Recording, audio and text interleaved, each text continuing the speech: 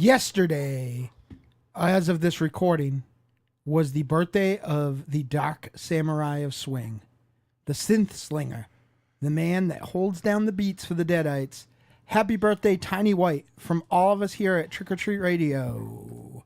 And from your special time, heterosexual life make, best bud, Monster Zero. And welcome to Trick or Treat Radio.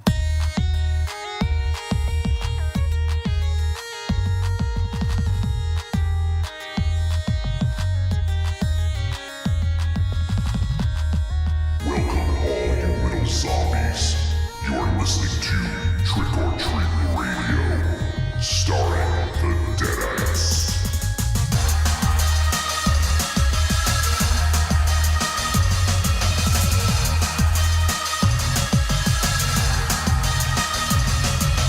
Welcome to episode 137 of Trick or Treat Radio.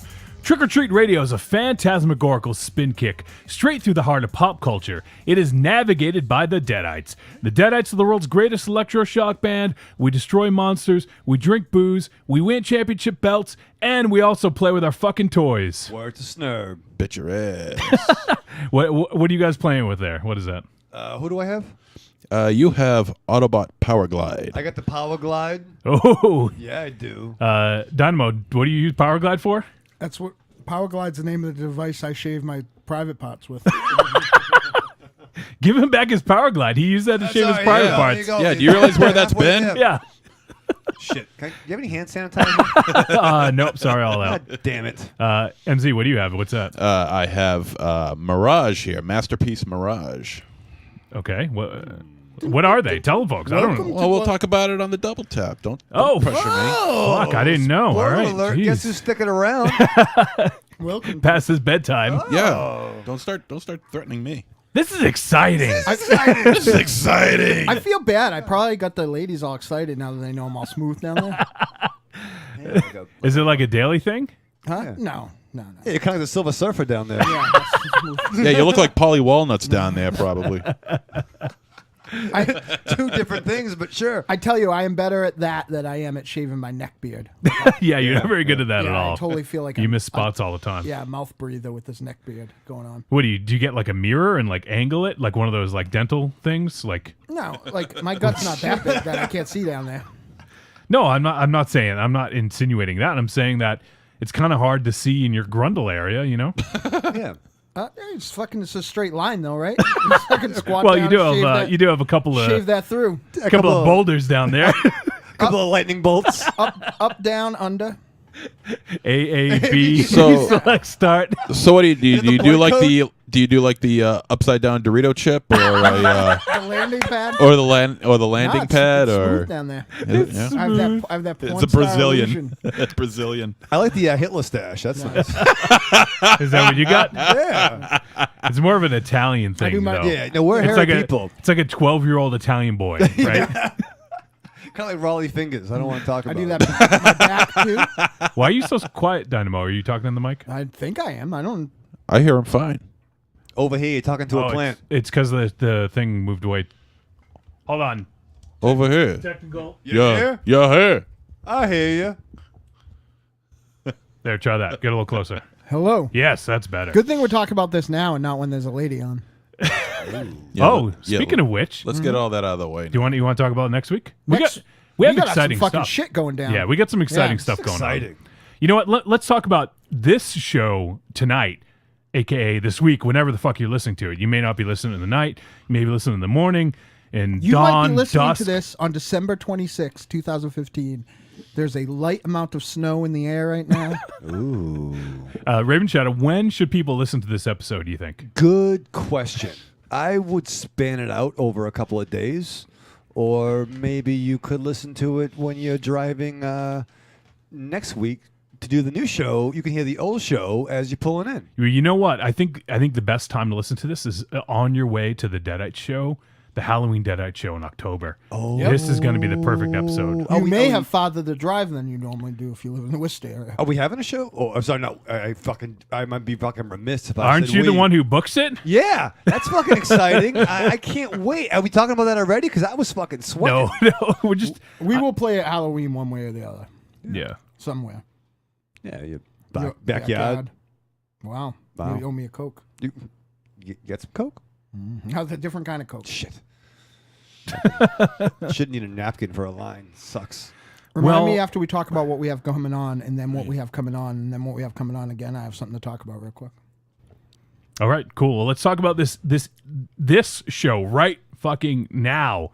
This show that we're recording and that we're broadcasting live. Yeah. Speaking of which, I need to send out the messages, let people know we're fucking live. Let me do that right now. Raven Child, let me do that. Tell the folks the story. I got a question. Okay, yeah. What the fuck happened to the Sith? All right. I was thinking about this today. It comes after 5. No. It's pretty fucking funny. I plead the Sith, Your Honor. The Sith Amendment. Well, fucking write this down. All right. All right. There's a 20-year gap between the fucking final prequel movie and Episode 4, right? There's a line by one of the British, Imperials that says, "Vader, your sad devotion to that ancient religion, yada yada, whatever the fuck." Gotcha. Vader is kind of a hired thug in the first movie. And it seems like when the Death Star blows up, he has the rise to power. So we know the Jedis were all killed before, but what the fuck happened to all the Sith? I think the Emperor keeps it on the down low, right? I don't know. Because the Emperor, Palpatine keeps his cards close to the chest because I think it would affect the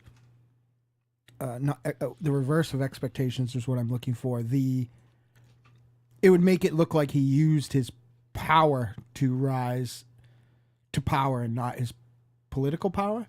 I mean, that's fair. I mean, but there really only was like Luke. I have a trading card. There's from only the Luke. 70s. I mean, there's only Darth and the Emperor.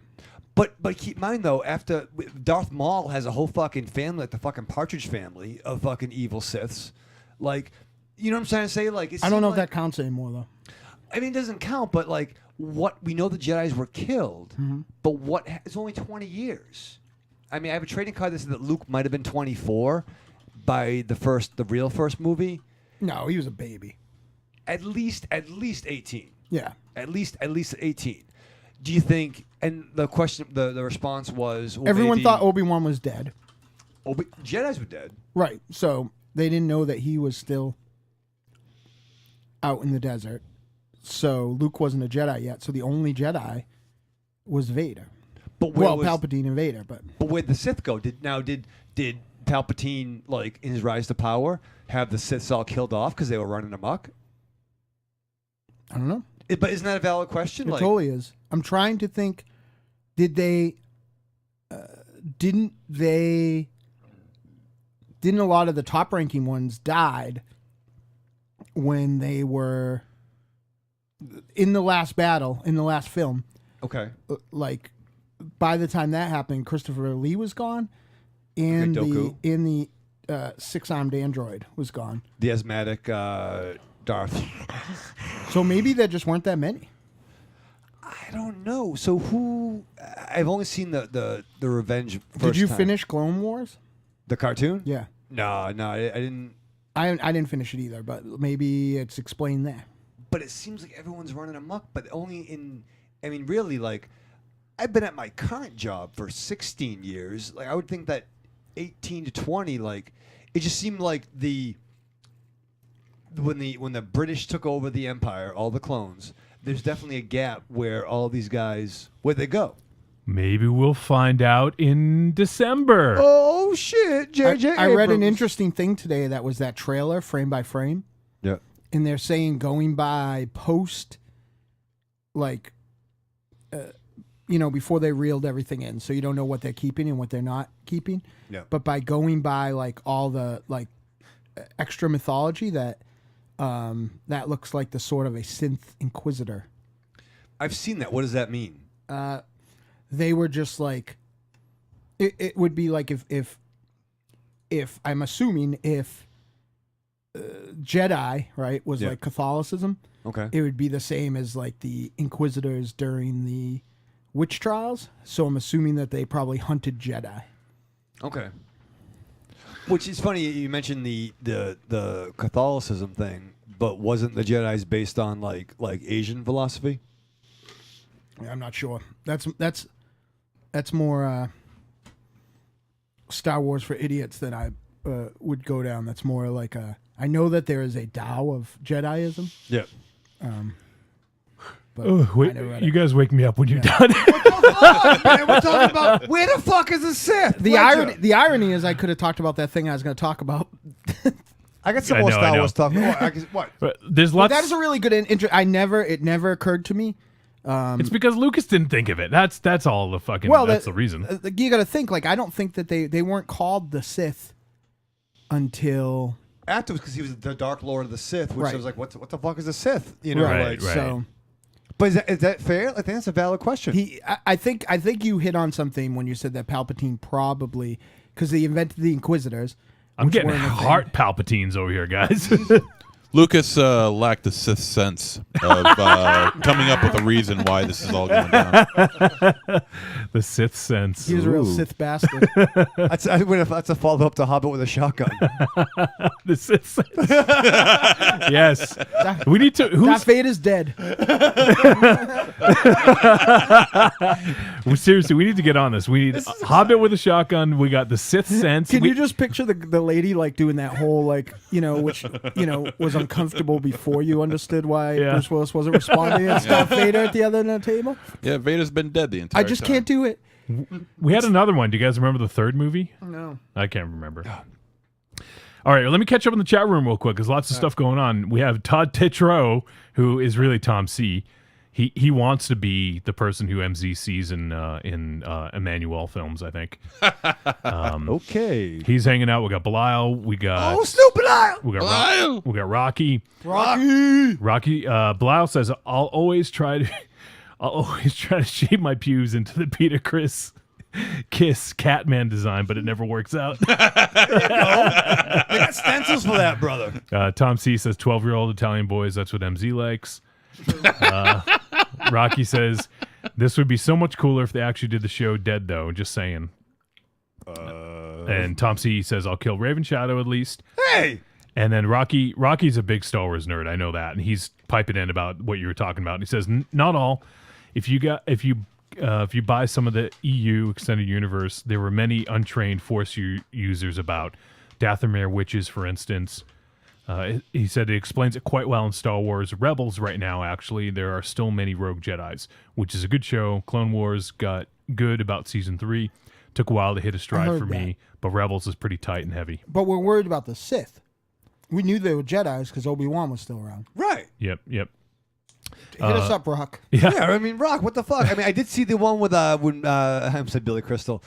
Billy D. Williams returned as the voice of Lando. That was pretty exciting. Billy D, yeah. Where the fuck are the Sith? I'm going to write down our film name so we don't forget. We They got all the came- Sith Sense, we got Hobbit with a shotgun. Yep. They all came down with Sith Willis. If anyone else can remember the last one, let me know. The third one, I forget what it was. Tom C says, yeah, why does Vader take orders from Tarkin in episode 4? I never got that. But no, I think he was like more like the muscle. And then all the dignitaries Yeah. were killed.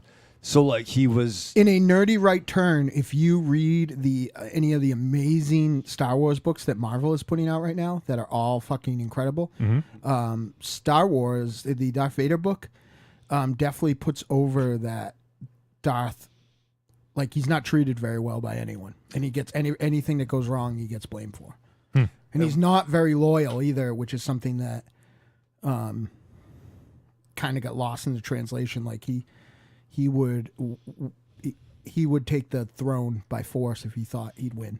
And stay tuned for my double tap, which I'm going to expound upon what Nice, you're talking good. about. Tom C's pissed. He says, I guess Raven Shadow isn't excited about me being in the chat. Everyone else gets shout out. I'm excited. Who said that? Tom C. I'm excited. I'm not excited. No, retard. Retard. And Rocky says, Sith are fallen Jedi. So yes, evil Sith 2, a.k.a. the Night Sisters. The Night Sisters were on Dathomir, which he referenced earlier.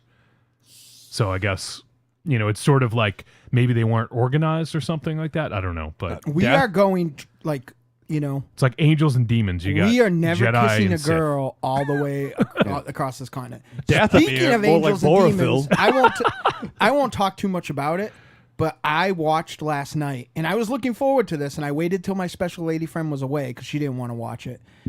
Frankenstein. Oh, with your boy. Man balls. Aaron Eckhart. More like asshole. Holy shit! In a Shanghai basket, is that movie terrible? What? Frankenstein.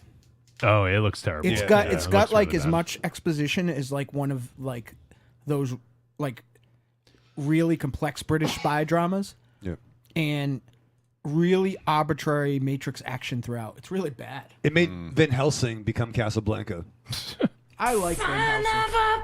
I know it's bad, but I like it. Yeah. Did you say that Is it when you better- watch it? Is it better than Van Helsing? No, it's not. No. Okay. Oh, hello. Who's this?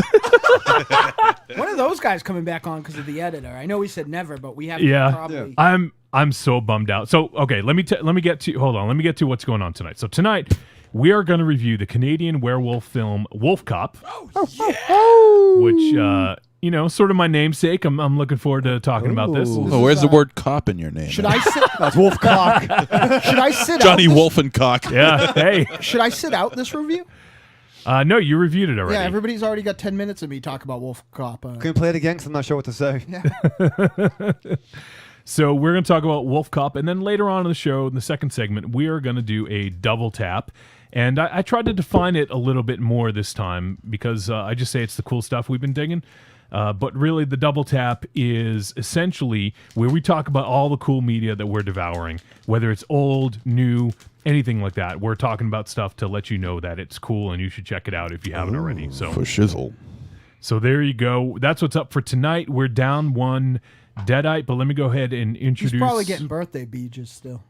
Oh, it could be. You're right. We have myself, Johnny Wolfenstein, the pencil pusher and producer of media for Trick or Treat Radio and the Deadites.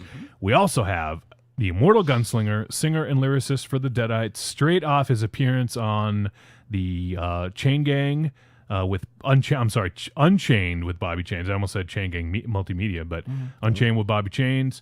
We got Dynamo Marz. Thanks, Wolfie. It was an honor for those guys to have me on, and I said really nice things about most of the people at this table. Have you listened to it yet, Raven Channel? No, what I did, though, I listened to episode 9 of the Raven Chains connection again. Again? Yeah. What are you on, like 7 or 8 now? It's a really funny episode. Check that one out. You love hearing the sound of your own voice. Boy, you are just full of yourself, aren't you? You fucking love I hearing the knew sound he of your didn't watch voice. it because he didn't come in swinging. Yeah, well, Chain. No, I'm gonna get the fucking rub down from Chains. I mean the rundown. You would have. No, you want the rub down. You would have either hugged Dynamo or punched him. I think you would have hugged him. Well, the show ain't over yet. No, you're right. So, yeah, it was an honor to have those guys on. I was. You mean to be on their show? To be on their Yeah. show. Sorry. There was a. Bobby Chains put some questions together. We had a little shoot interview. It was really good. We reviewed Phantom of Paradise. I had a really good time. I felt hanging out with those guys sober. You got to see how. Did there's you some good- request that? No, I think it was just because I require transport as part of my ride. Is that in your contract? yeah. Did they have green M&Ms? Nope, or gummy worms. So gummy cherries are in my rider, and I didn't get those either. But it was a good time, and that Dr. Nice No, had Tim some. Nice. I call him Dr. Nice. Oh. Yeah, had some very insightful thoughts that reminded me of Johnny Wolfenstein. And Bobby Chains was on as normal. Yeah, what happened with that? Apparently, they were running Tim Nice down a few episodes ago, and now he's back. Yeah, Made up? He came back with me triumphantly. Oh, okay. He said Raven Shadow didn't say anything bad about him. He's right. Yeah, I said not on the microphone. Hey, I love me some Tim Nice. Yeah, so he's You said some bad stuff about him. No, it was all fun. No, all but yeah, fun. it was a good time. We talked Cool. about the show a lot, and we talked Yep. about music a lot, and All those guys, Uncle Paulie, wasted Uncle money, Paulie was Bobby awesome. Chain, but Uncle Paulie Wasted Money seemed afraid of me, but he was a real cool, nice guy. He's a good dude. Uncle Paulie's coming up like 7 Up. Mm-hmm. It's exciting. I made fun of the way you all talk. Yep. What are you talking about?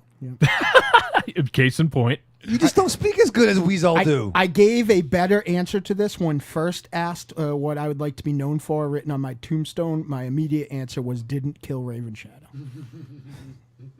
But All right. We also have no Tiny this week. We also have the vulgar guru of horror. You like that, Raven Shadow? Whoa. He gets ahead of you this time. Last time. The vulgar guru of horror. He is the star of Blood Pigs and Fetus and contributor for Horror Hound magazine Monster Fucking Zero. Yeah, sit in the back of the bus, jerk off. Raven Shadow's the Rosa Parks of Trick or Treat Radio. I ain't moving. What does that mean? This is a dumb Michael intro. Rosa Shadow. This is a dumb intro. Back of the bus, jerk off. I'm taking over. Over. Yeah, we'll see. So if I'm gonna take Raven Shadow's spot, then that means I gotta mispronounce every fucking word that comes out of my mouth. No, Yeah, be funny please. and entertaining. Aim That's high, I guess. someone else has like gimmick. You don't need it. Yeah, that's You, right. you have your own shit to deal with. Yeah, I got my own problems. Thank you. All right. So we also have the chain smoking, hand kissing, baby shaking, hot pocket loving, although he's been eating lean pockets, comic book reading nerd, and the official smoke machine for the Deadites, Michael Raven Shadow. That's right. I'm gonna save the breast for last. What? You're welcome. This is Yeah, it didn't warrant saving. really, come on. You know, bow with a ba. Oh, please don't. Don't. Please, you're Neck bringing bone the to fucking value. backbone, neck bone to back. You're bringing the value of the showdown. The value. The value meal. Number 7 in the back. What? What about? What are you talking about? What are you talking about? If you would shut up after the Sith, you'd be on to this. yeah. The fucking Sith was a valid point, right?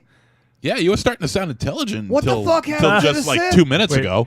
Rocky says insanity nests in the depths of the raven beard. That and cigarette butts. Word to Snurb. And they Rocks. said, laugh my ass off, the Rosa Parks of Trick or Treat Radio. I peed a little. do your Kegels, brother. Do you do Kegels? Yeah, I'm doing them right now. Let's get the camera down there. I'm 38 years old. I mean, I gotta fucking think Smoke comes out with every flex. things have been getting loose. All right, so where the fuck's the Sith? so that's what's going on for It's been a long this time evening. since we talked about Star Wars. We used to talk about Star Wars Every a lot. fucking week. Yeah, every fucking week.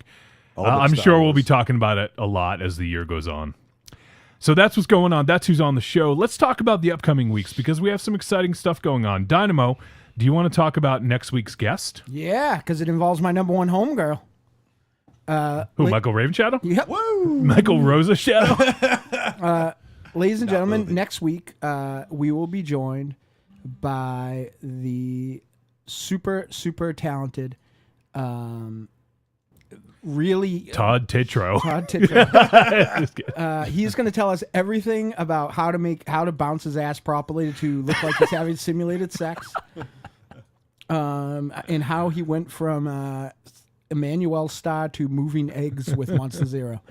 No, we're going to have the awesome, as she is listed in my phone, the super awesome Andrea Willanen will be on next week to talk to us about something fucking awesome that she has going down. Nice. Awesome. So, That'll be exciting. So Andrea is going to join us in studio, right? yep. Nice. Very good. So Andrea, Unless the weather turns dumb. hopefully always we're a done with that possibility. shit. Yeah, we should be. So Andrea will be joining us in studio next week, and we'll talk about the movie later as we review this film. We'll tell you what's up for next week, and then who knows?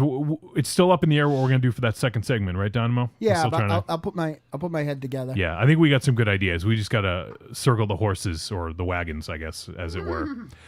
So that's what's going on for next week. 2 weeks from tonight, we have. It's a major coup, right, Dynamo? Yeah. We have this great fucking thing going on. This is what I Now- love about our friend group. This whole awesome thing that you came up with started with one small sentence, Text, right? yeah. Like just one sentence saying, Let's do something. Let's do a team up. Yep. So we have been talking with our friends over at Outside the Cinema because we have not done a team up with them in a while. It seems like every few months we got to do something. So, and also it coincides with it's sort of like the Super Bowl of wrestling, right? Like we have WrestleMania's coming up at the last Sunday of March. So we figured, what the fuck? Let's team up. Let's do a show where we review wrestling movies. Those guys are still deciding. I don't want to talk about the movies just yet because they may change. But so what's going to happen is we're going to go on to their show. At least Dynamo and I are going to be on their show on Wednesday night before us, and then right after we're going to go live, and they're going to join us on our show, and it's going to be the fucking Titanic team up of all time. This is the Wednesday Night Wars. It's going to be March 25th. I got a little hard when you wrote that. So it's going to be awesome. We're doing a team up with Outside the Cinema. We're going to be on their show. They're going to be on our show. We're going to make this the fucking place to be on Wednesday the 25th. You can tell your nana, tell your grandmother, tell your grandfather, tell your uncle, tell your aunt. How's your aunt, Raven Shadow? Good, you? She's coming to the show. Yeah. I'll repeat it if you're nice, but I ended up booking the main event at WrestleMania on Unchained with Bobby Chains and the Chain Gang properly, the way it should be booked. So, if you want to hear my thoughts on WrestleMania, check that out. And I think tell everybody about it. If everything goes right, I think we're also going to do the Trick or Treat Battle Royal on that episode as well. So we'll review a movie and a wrestling show. So you guys get your work cut out for you. Wait, what? Yeah. Oh, no. You might have to watch something. It's 2 weeks. You don't gotta watch it, man. You don't have You got to. 2 weeks, all right? I'll get it to you early. 2 weeks. Yes, tell everybody. So it's Tell gonna your brother. Tell your mother. It's gonna be awesome. We're teaming up with Outside the Cinema, and we may go early. I'm not sure. We're working out the details, but what we want to do is, as soon as their show ends, we want to begin our show. So we get that. What do they call that? The spillover on a Friday night when you have a hot show and you put this new show on after it. You want to get that lead-in? The lead-in, yes. Or the bleed-in. Ooh, that's what we're calling it, the bleed-in. So we want to get some of that bleed-in from Outside the Cinema, and we want our folks who check out our show on Wednesday nights live to tune into Outside the Cinema. If you just do the podcast, you can go ahead and pick up both podcasts. It'll be worth your time. It's like a crossover event, right? Yeah, why don't you call it? Use your earn time now. Take the day off. Get some ESL in the back. Go out on an FMLA and just do 6 hours. That's and what just you hang out should with do. us. I'm thinking about that. I was gonna like put in my earn time I'll request. get the day off. We can do some lunch. Yeah. Maybe we could do that. What day is it? 20 whatever the fuck. Yep. 25th. Yeah. So I think what we're going to do is we're going to do a one of those wacky Facebook events where invite everyone to it, and hopefully we can get a big turnout because I think it's going to be a pretty special show. Let's get some fucking coke. Tell your sister. tell your sister. Tell your grandfather. Tell your sister. Tell your wife. Tell your girlfriend. Tell your wife and your girlfriend. Tell your wife's girlfriend. That's what I do. What about your aunt? They're in Atlantic City right now. I can't. Shit, where the fuck are they? I can't even see them. So that's going to be fun. That's what's coming up in the next couple weeks. We have some fucking phenomenal movies coming up to review, and this month we have some, but then starting in April, there's some that I've been really looking forward to. So we'll talk about that later. We don't want you folks to get too far ahead here. We don't want you to get too excited. We're going to temper expectations. We're good at that, right? Yeah. Yeah. Yeah. Don't expect a lot. No. We got Ledger hanging out in the chat room. Oh, That's my boy. He said, ha, ha, ha. He said they have friends. Hey, Ledger, bad comment. And then he said, I thought spillover only happened when the hooker was full. Ooh. Hooker or hookah? Ooh, hookah. Oh, and Rocky says primetime bukkake. That's what it's called. Yeah, PTB. PTB, it's like have you ever used that saying? It sounds like you use that all the time. Actually, I was thinking about it for the last 2 minutes. PTB, baby. So that's what's going on. We got lots of cool stuff coming up. Sounds like something that Elvis would say. Hey, PBT, baby. Hubba hubba. Is there anything else we need to discuss before we head into the film review? Where's the fucking Sith? Fuck the Sith. Let's just get going with the fucking show. You have until the end of the year to be talking about the Sith. Let's not waste time talking about it now. All right, Merry Sithmas. What a half-hearted laugh. That was awesome. All right, You so can tell that I've been pimping something when every time I try to write wrestling in my phone, it turns to Wrestle Kingdom. I do promise whatever wrestling show we watch will not be 5 hours long this time. yeah, we will promise that. It'll be close to 2.5 hours. So there you go, Raven Chat. It'll be just a long movie. Oh, it's a fucking long time. And maybe we can try to get together and watch it. Yeah, I mean, you know, it's not the theater, but both Wolfie and I have pretty nice setups now. Yeah, we get some beanbag You chairs. could get a. My couch is still broken, so you might need a tetanus shot. If you have one of those fucking rogue springs stick out of your back. Put some jammy jams on. You, Let's Rocky, make a fort. Why don't we make a fort? what? You know, like a fort. We get the TV trays down. What's a fort? Not a fort. A What? fort? A fort. fort? A fort. Like a pillow fort? Or a cereal box fort? Well, it's not pillows, but sure. Can No. cardboard How one. did you have so many cereal? Like, wait a second. I've never heard of, like, where were you making this in the market? Like, how many cereal boxes does it take to make a cereal box? It was a long time ago. I was young. I don't want to talk about it. Get the Cheerios. Get the Cheerios. No, the Honey Nut. Honey Nut Cheerios, man. Honeycomb had a big box, didn't they? Honeycomb was a big box, yeah. Big box. Big box. Has Tom C always been this weird? It's always directed at MZ, but he says Johnny has nice arms and hands. Yeah, you do. Don't see Really? them much on the video feed. Yeah, you do. You How got does some- he see him now? You should see his Will I fucking. make a muscle? see his fucking thighs. It's because his special lady friend whips him into shape. Yeah, you got big calves though, Johnny. I do, yeah. Remember we Yeah, Lucky thing, like, I don't have the superpower that my special lady friend has to look 10 years younger than she is. Yeah. But all she ever does is bring me to bars. yeah. I'm not going to get in good shape doing that. Yeah, no, Wife in Shadows commented on your thighs a couple times. Has she ever? What? Let's go to commercial. Let's go to commercial. When you What were is in bed with happening her? right now? Like, Yeah. Is that like What does she like close? Now Johnny's fucking you. Now Monster Zero's fucking you. Now say go to commercial. What the fuck? That's fucking weird. That is weird. Tell me how phantasmagorical I am. Who's the pencil pusher? You are. Yeah, Push my whatever, pencil. fuck, Push my whatever, pencil. Who's next? Who's next? Who's next, Johnny? Ledger says, I like it when you put your arms up. It blocks my view Yeah. of Dynamo. Turn over. I want to put in your bumbaleo. Oh, my Lord. Oh, my Lord. Bumbaleo. Put it in your bumbaleo. All right. I think on that note, we just had a nice big purchase. Somebody, our buddy JT, used our Amazon link. Nice. Looks like JT's got some exciting stuff coming up. Maybe we can Really? talk about in the future. What you got coming up? It's in the future. It's in the future. I don't want to put Shit. I don't want to put the cart before the horse, right? I think Yeah. I said nice things about JT on that show too.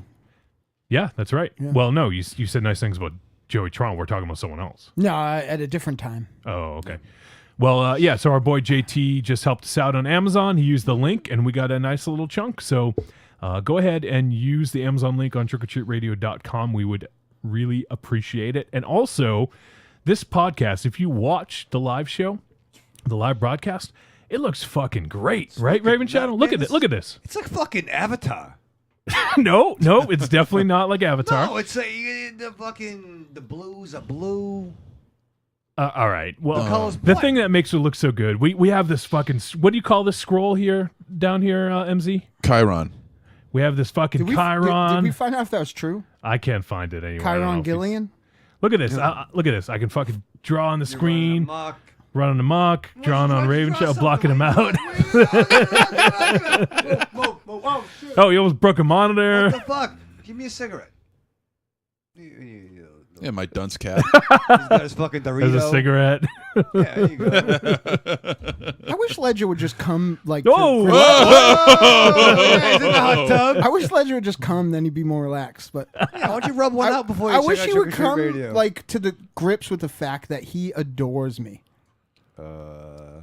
You got a dastardly mustache. I'm like, I'm Well, like- you know what's funny about that mustache with that striped shirt? Now he looks like the Hamburglar.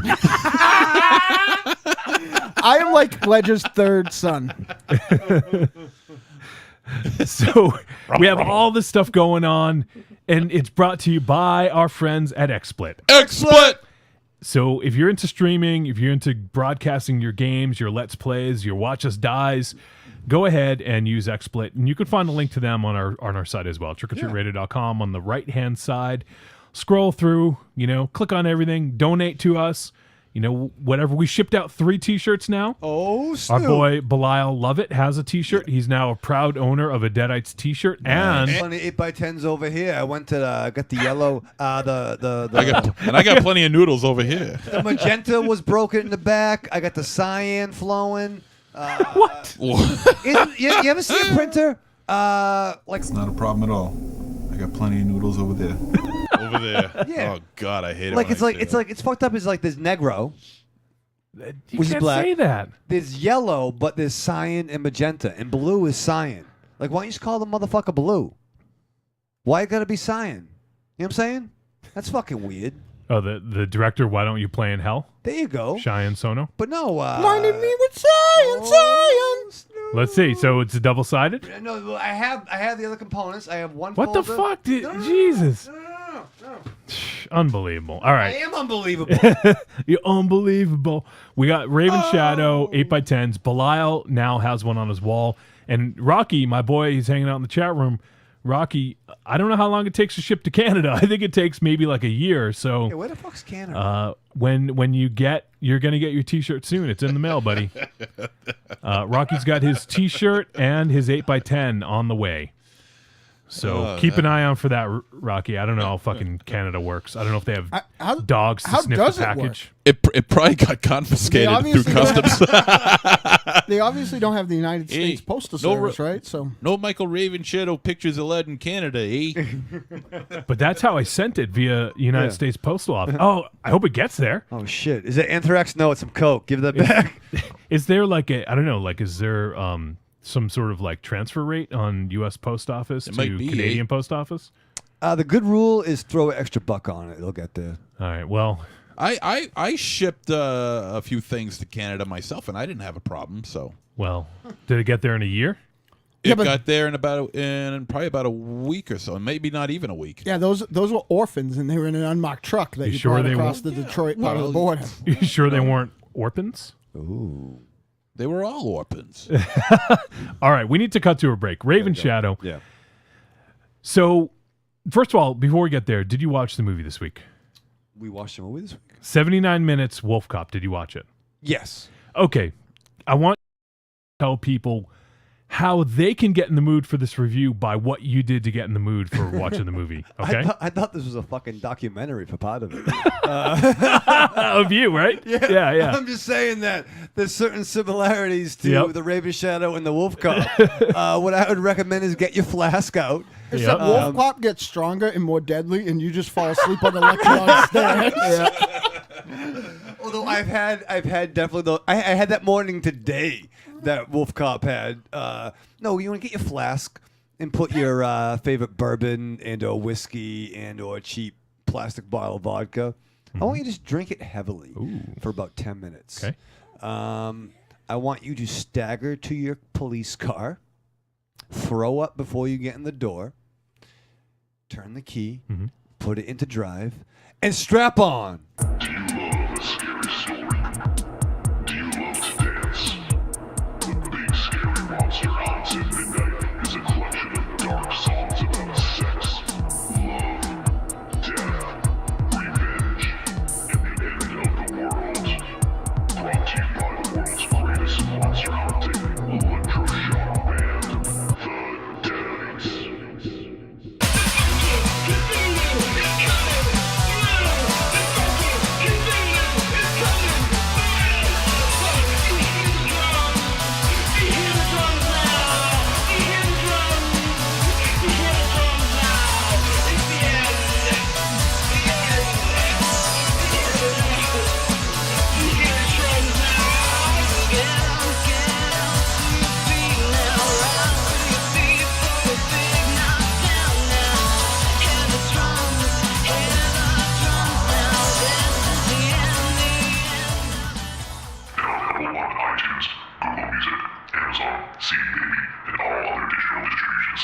Treat Radio is the greatest podcast ever invented. The spelling is very bad. I'm not sure who wrote this. And the Deedites? The Deedites. Is that a company that procures houses? The Deadites. Oh, it's the Deadites. The Deadites are a fantastic musical act. That is what I was supposed to say. And there you go. There it is. Cheeseburger. Remember to rent The Fly, because that's a good movie for making love to. Jeff Goldblum, thank you so much for joining us, and hopefully we can get you on the show again sometime soon. Hello, it's me, Jason Voorhees. Hi, Jason. Is 2 million movies streaming not enough? I'm sick of over the top. Are your wrists and hands tired from flogging your undead member over teenagers being thrashed down by the lake? Have you run out of people dumb into your territory? What? Wait. Are you just out of cool weapons to use? Weapons? Well, the Deadites have something for you to do. Oh, no, not Go that. to our YouTube channel, The Deadites TV. Search us on YouTube. You'll see the CryptoCast, music videos, and all of other good business. The TV. It's on YouTube. Subscribe. How much? Right now, we're price for subscriptions. It's absolutely free. Holy shit, I love fruit. So go. Deadites. I like them. Videos. I like videos. That equals ladies, music, monsters, and dancing. Deadites TV on YouTube. Subscribe. Subscribe. Subscribe. That's right, boys and girls. If you don't believe old Jason, listen to what your Dynamo says and check out the Deadites TV, all one word, on YouTube. That's the Deadites TV on YouTube.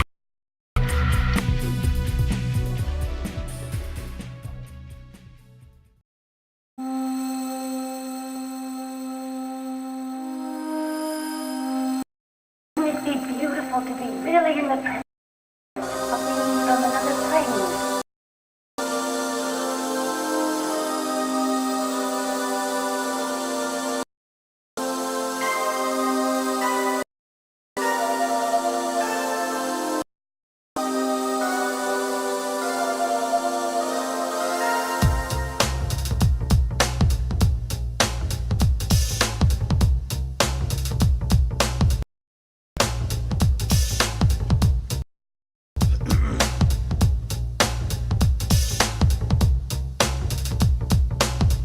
And we have returned.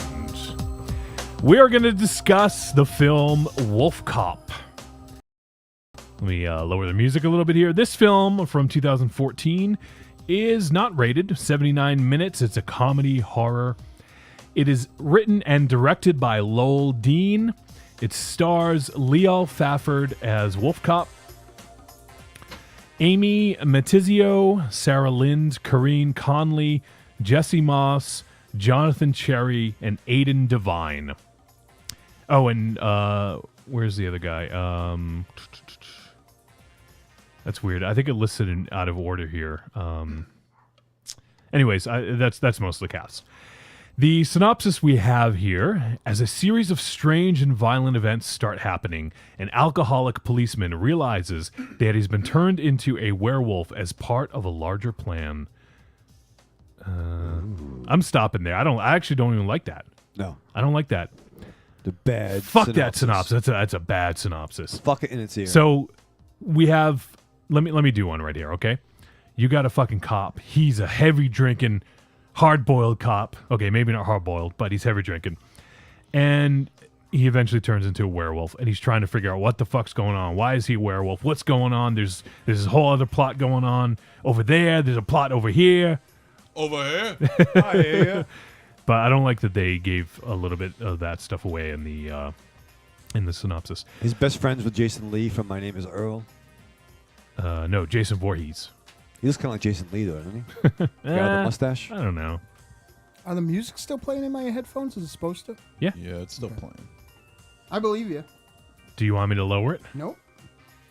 I figured, while I'm doing the synopsis. It's a good idea. He looked kind of like Hank McCoy a little bit. Yeah. I could see that.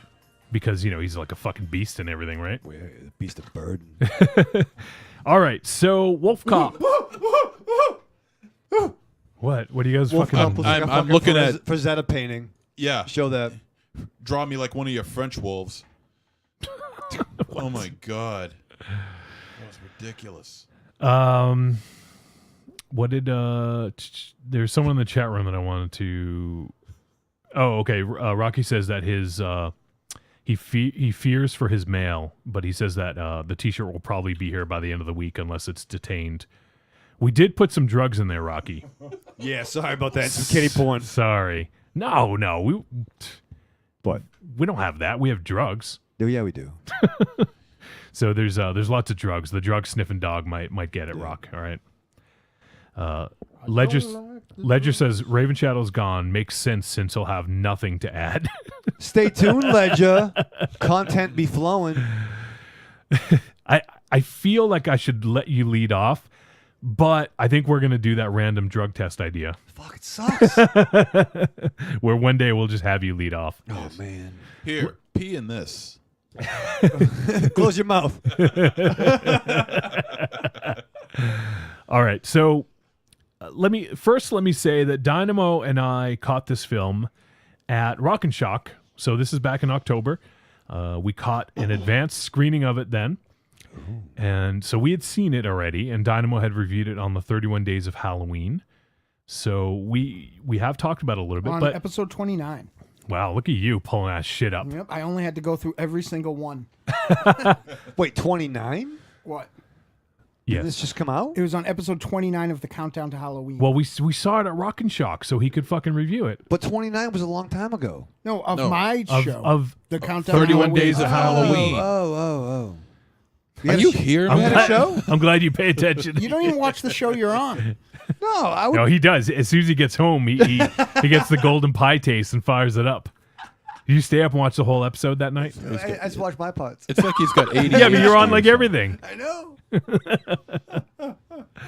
All right, so this film, it's pretty standard. There's not like there is some storyline stuff going on, which we probably won't divulge too much because this is a new movie. I don't want to give too much away. In the spoilers, we'll talk about some of the other plot stuff that's going on. But this movie has a great fucking opening credit sequence. I thought it was fantastic. With you pretty much explained it early on, right? Like, Had some similarities. You know, it was kind of like the opening scene in Argo when Affleck is like face down on his bed with Miller High Life cans all everywhere, and Wife and Shadow was like, "That was kind of like fucking you." And I'm like, "Yeah." I'm gonna fire it up here in studio. We'll get Wolfcop going. We'll play it in studio here. I love when he fucking drops his keys and he's throwing up in the squad car. This is the opening credits. Dug a lot. Yeah, it's great. It's Canada's kind of coming up. It's coming up. It's an up and comer. They're up and coming, hungry young country. The guy's got the fucking blunderbuss. There's these hooded fucking creatures. Yeah. It was pretty cool. Like I just dig the way they did the opening sequence. The opening credit sequence. I thought it was okay. Yeah. And this is what it says, like, it's, it's fucking Wolfcop. All right, it's fucking trauma, right? But I think what? No. No. It's not. It's not. But like, if you hear the premise, you know what I'm saying? Like, you're thinking the lowest common denominator, right? Like big ass motherfucking spiders. I think it's fair to say that maybe in the Raven Shadow brain. I don't think so. Also was not trauma-ish. But no. I'm not saying it's trauma, but like, obviously, it sounds like a bad movie. It sounds like a. No, bad I know what he's saying, but he's wrong. I disagree. I think this sounds like one of the best fucking movies ever. When I read the synopsis and saw the poster, I was like, this is going to be fucking. The only incredible. thing that would have made me more excited about this ahead of time is if it said Astron 6's yes, Wolfcop. exactly. Yeah, that's fair. Yeah, I mean, I wouldn't even have to look at any poster art or anything like that. Just the title alone got me sold. Yeah, and they had, once again, I can't remember the way. Oh yeah. Oh my lord. This is some fucking. I can't remember the chronology here, but I think this may have been a poster first again, right? Yeah. I'm not sure if it's like that whole Astron 6 vibe, but yeah, that's what. Where did I hear that? Did somebody we had on the show say that? Where they would put out promotional Yeah. just to get the funding. This is me going to work. So he's putting his fucking belt buckle on and the gun's falling out under the car. Wait for it. What did you do when you saw it? You were like, yeah, this is the fucking shit, Yeah, right? when I saw this, I'm like, yeah, this is Raven Shadow all the way. This is Raven Shadow going to work. That's going to be you tomorrow morning for sure. It's me leaving the studio. The drink and shoot hunting bonanza. All right, people can't see this, so was me yesterday. it doesn't really work as well when we just laugh at what's going on in the movie. Nipples the cat, though. Yeah. I fucking love Nipples the Yes. cat. So there's a If you get another Catman, you got to name him Nipples. I got another kid. I'm naming him Nipples. Nipple Shadow. Nipsey Russell. Yeah. Nipples Russell. Nipsey Tux. All right, so in this film, Treat. Fuck it. we have this cop. He is all right, maybe I shouldn't play the movie. He is a pretty shitty cop, right? Yeah. He's bad at his job. He's always late. He's always drunk. Don't He's sort of judge like him. what do they Raven say? Shadow. He's like the town idiot, right? The village idiot. Yeah. That's sort of what they. He's basically a pushover. I mean, the bad guys just spit on him, and he does nothing about it. You know. So he's a piece of shit cop. He sucks at his job. He's always late. And as the film sort of progresses, he gets turned into a werewolf in one of the most original transformation scenes in a while, I think, right? I would agree. And like, I love me some fucking werewolves, but you can count how many good werewolf movies on a hand, right? Yeah, there's Dog not too Soldiers. No, many. I mean, I could think of I don't think it's all that original. I mean, Trick or Treat. Radio. They had the same idea from Trick or Treat. Yeah, I agree. But I mean, it looked great. Yeah. I guess I'm Hemlock Grove- forgetting that then. Hemlock Grove, I think, had similar. Hemlock Grove. Well, I'm actually talking about what he was doing when he transformed. I don't think I've ever seen. He's taking a leak and blood. Oh, okay. All right. Blood Oh, starts all shooting right. out. That just happened. All right. That's like the 90s. So that to me is what was different.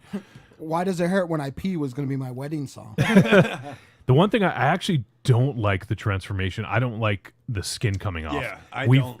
We've discussed it before. Tiny fucking hates it. I know that. Yeah, that's it's. I thought this I was don't the think it's best a very time good I've seen idea. it, though.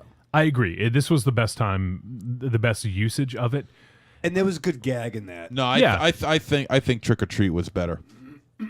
You think so? Okay. Yeah, All right. I think. Well, Trick or Treat was better. I guess I could see why you'd say that. And I actually think, though, I think vampires and certainly zombies now are more played, but I can think of, I think there are like a few great werewolf movies, which I think is probably a better pedigree than there being a million zombie movies and a few good ones. Like I'd say if you listed all the werewolf movies you could think of, there'd be more good. The Howling 2, Dog Soldiers, which is one of my Silver Bullet. London. There's better Silver werewolf Bullet, yeah. Saying is there's a far greater ratio of good werewolf films to bad. Right. Yep. You know, I think the one with the most rotten rate of return, like, is zombie movies. You know. Oh yeah. But, you know, for sure. Vampire movies, there are a lot of them. You know, but certainly the ratio to existing to good werewolf movies is probably not that bad. After Howling 2, they started to get fucking batshit crazy and aren't very good, but the craziness makes them watchable. But like I said, you got Silver Bullet, Ginger Snaps. There you go. A lot of great werewolf movies out there. And I hate dog werewolves. Yeah, I don't like that either. Give me a beast. Give me like fucking that motherfucker I like Night Lon Stalkers. Chaney. Yeah. Give me Brotherhood of the Wolf. There you go. Mm-hmm. There's another one. Real- Great flick. Real quick, no thought put into this, guys. What's your favorite on-screen werewolf? I know mine. Oh Jesus. Well, Dog Soldiers isn't mine, but it's Dog close Soldiers is mine because I think the effects of how they did it of is how they fucking well phenomenal. not so much of how they did it but how they look Right. is top notch to me. All I think they practical. look absolutely does fantastic. it have to be horror? Nope. I'm gonna say Teen Wolf just because I fucking That's love a good that one. movie. I think mine is Teen Wolf 2 is is Monster Jason Bateman. Squad. Yeah, you know what? I was gonna, Pretty good too. I was gonna say that, and I thought someone else would, so that's why I went with Hey you. now. Dynamo, did you ever read a book called Wild Blood? Nope. It's about werewolves. I'm a real wild blood. No, and I remember reading it a lot, like back in '97, and it's my favorite werewolf anything. I don't have a favorite werewolf book, but there's a good series. It's by the chick that did Sunglasses After Dark. Yeah. Okay. There's a series of vampire books that I like a lot, whose name is escaping me right now, and she did a werewolf series, so I've bought them all, but haven't read them yet. Okay. I have a whole room in my house of unread paperback books. Yeah. So, but yeah, werewolves, we love them. Werewolves.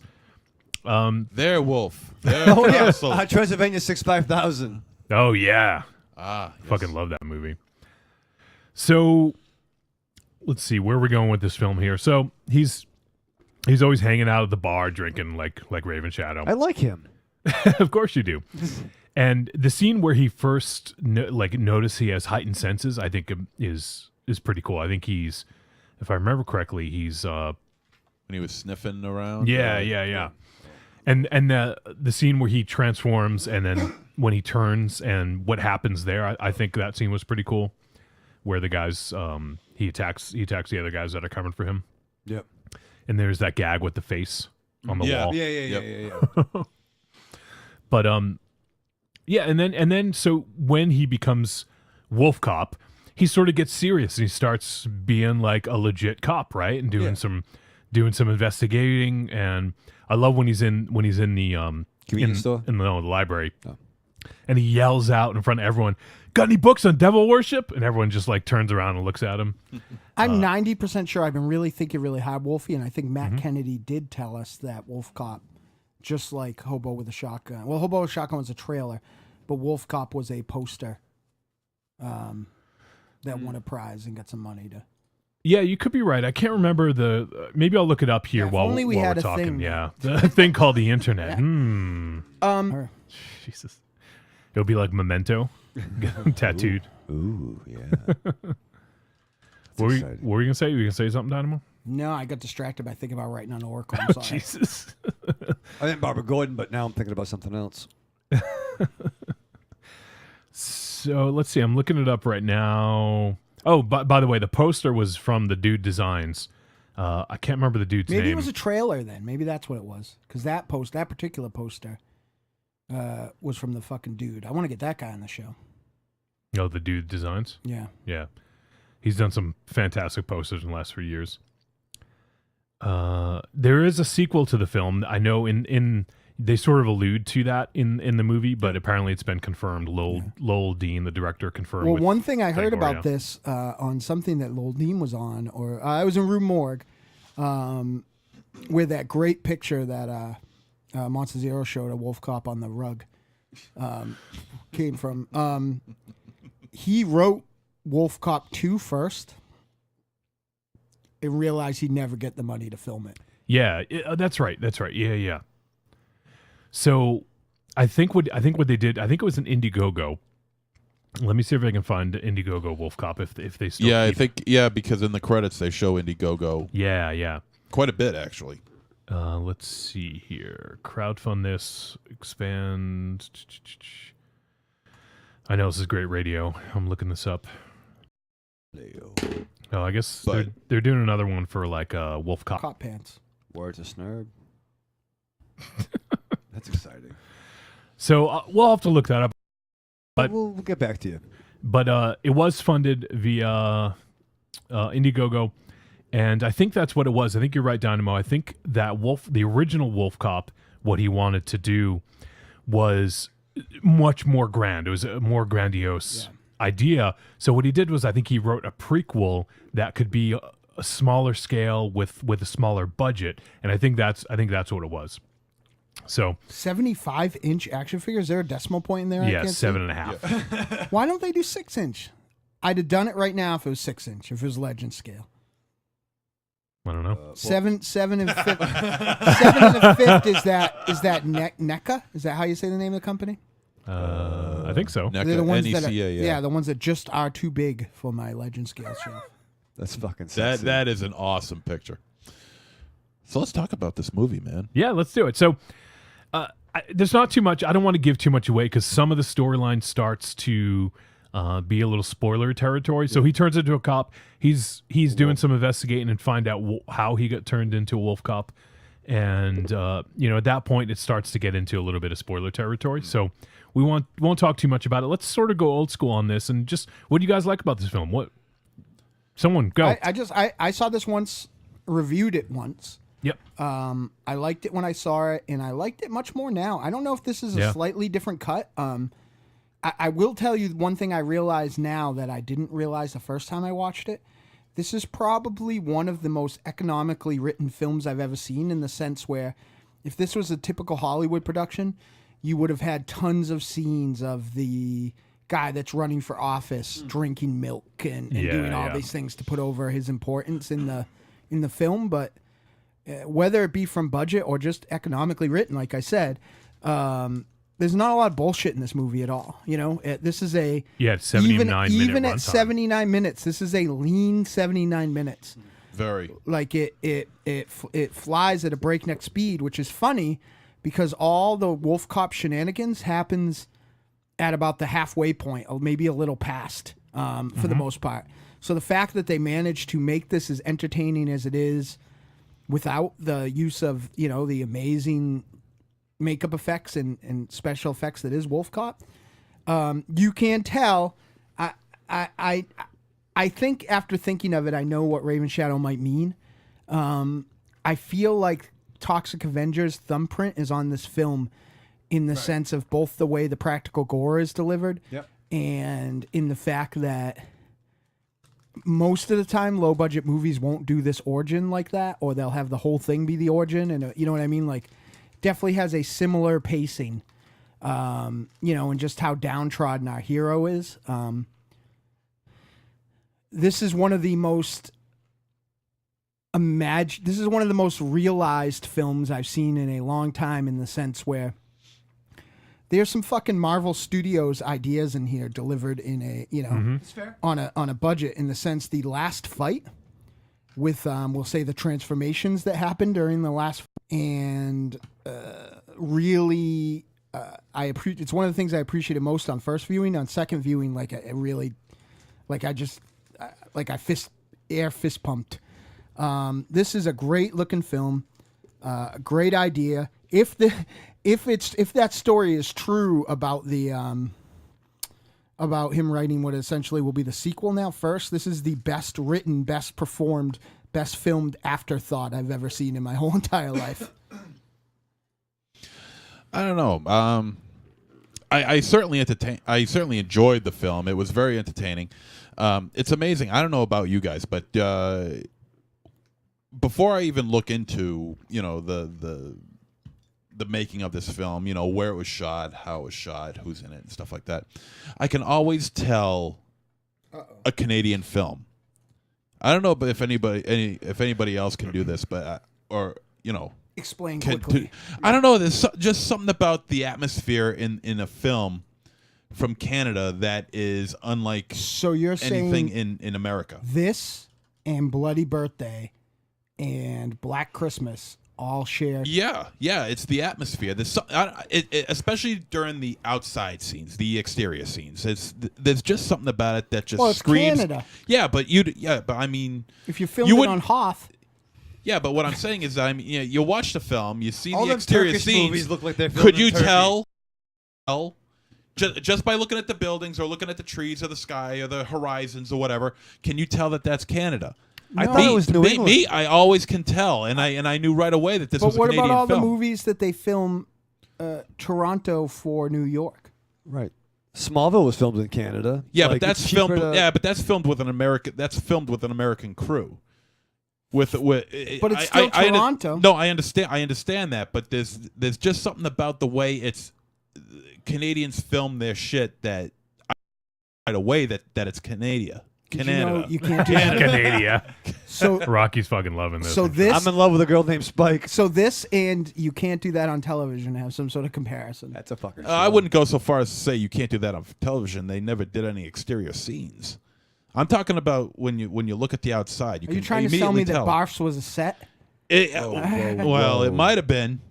And the execution scenes, those were a set too, I think. That's a fucking show. But it wasn't it? It was a fucking show. That was a show. And I got to tell you, man, I am not sold on the performance of Wolfcop himself, Leo Fafard.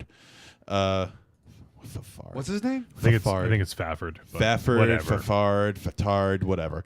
Babar, the fucking elephant. Well, whatever.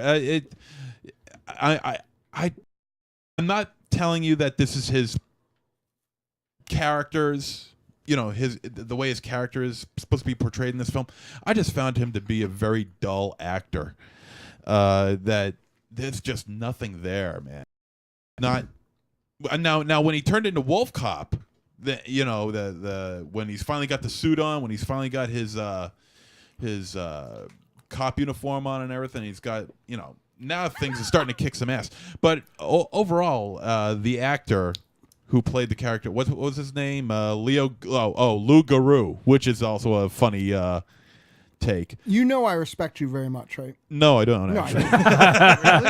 Really? He's the one. But I am super frustrated with your review of this thus far. Well, hold on, man. Because if this cost $500, was full of fucking shit jokes, and the story was exactly the same, but it was executed like 10 times like shittier, this movie would be the fucking cat's pajamas to you. No, I'm not saying this movie is bad at all by any means.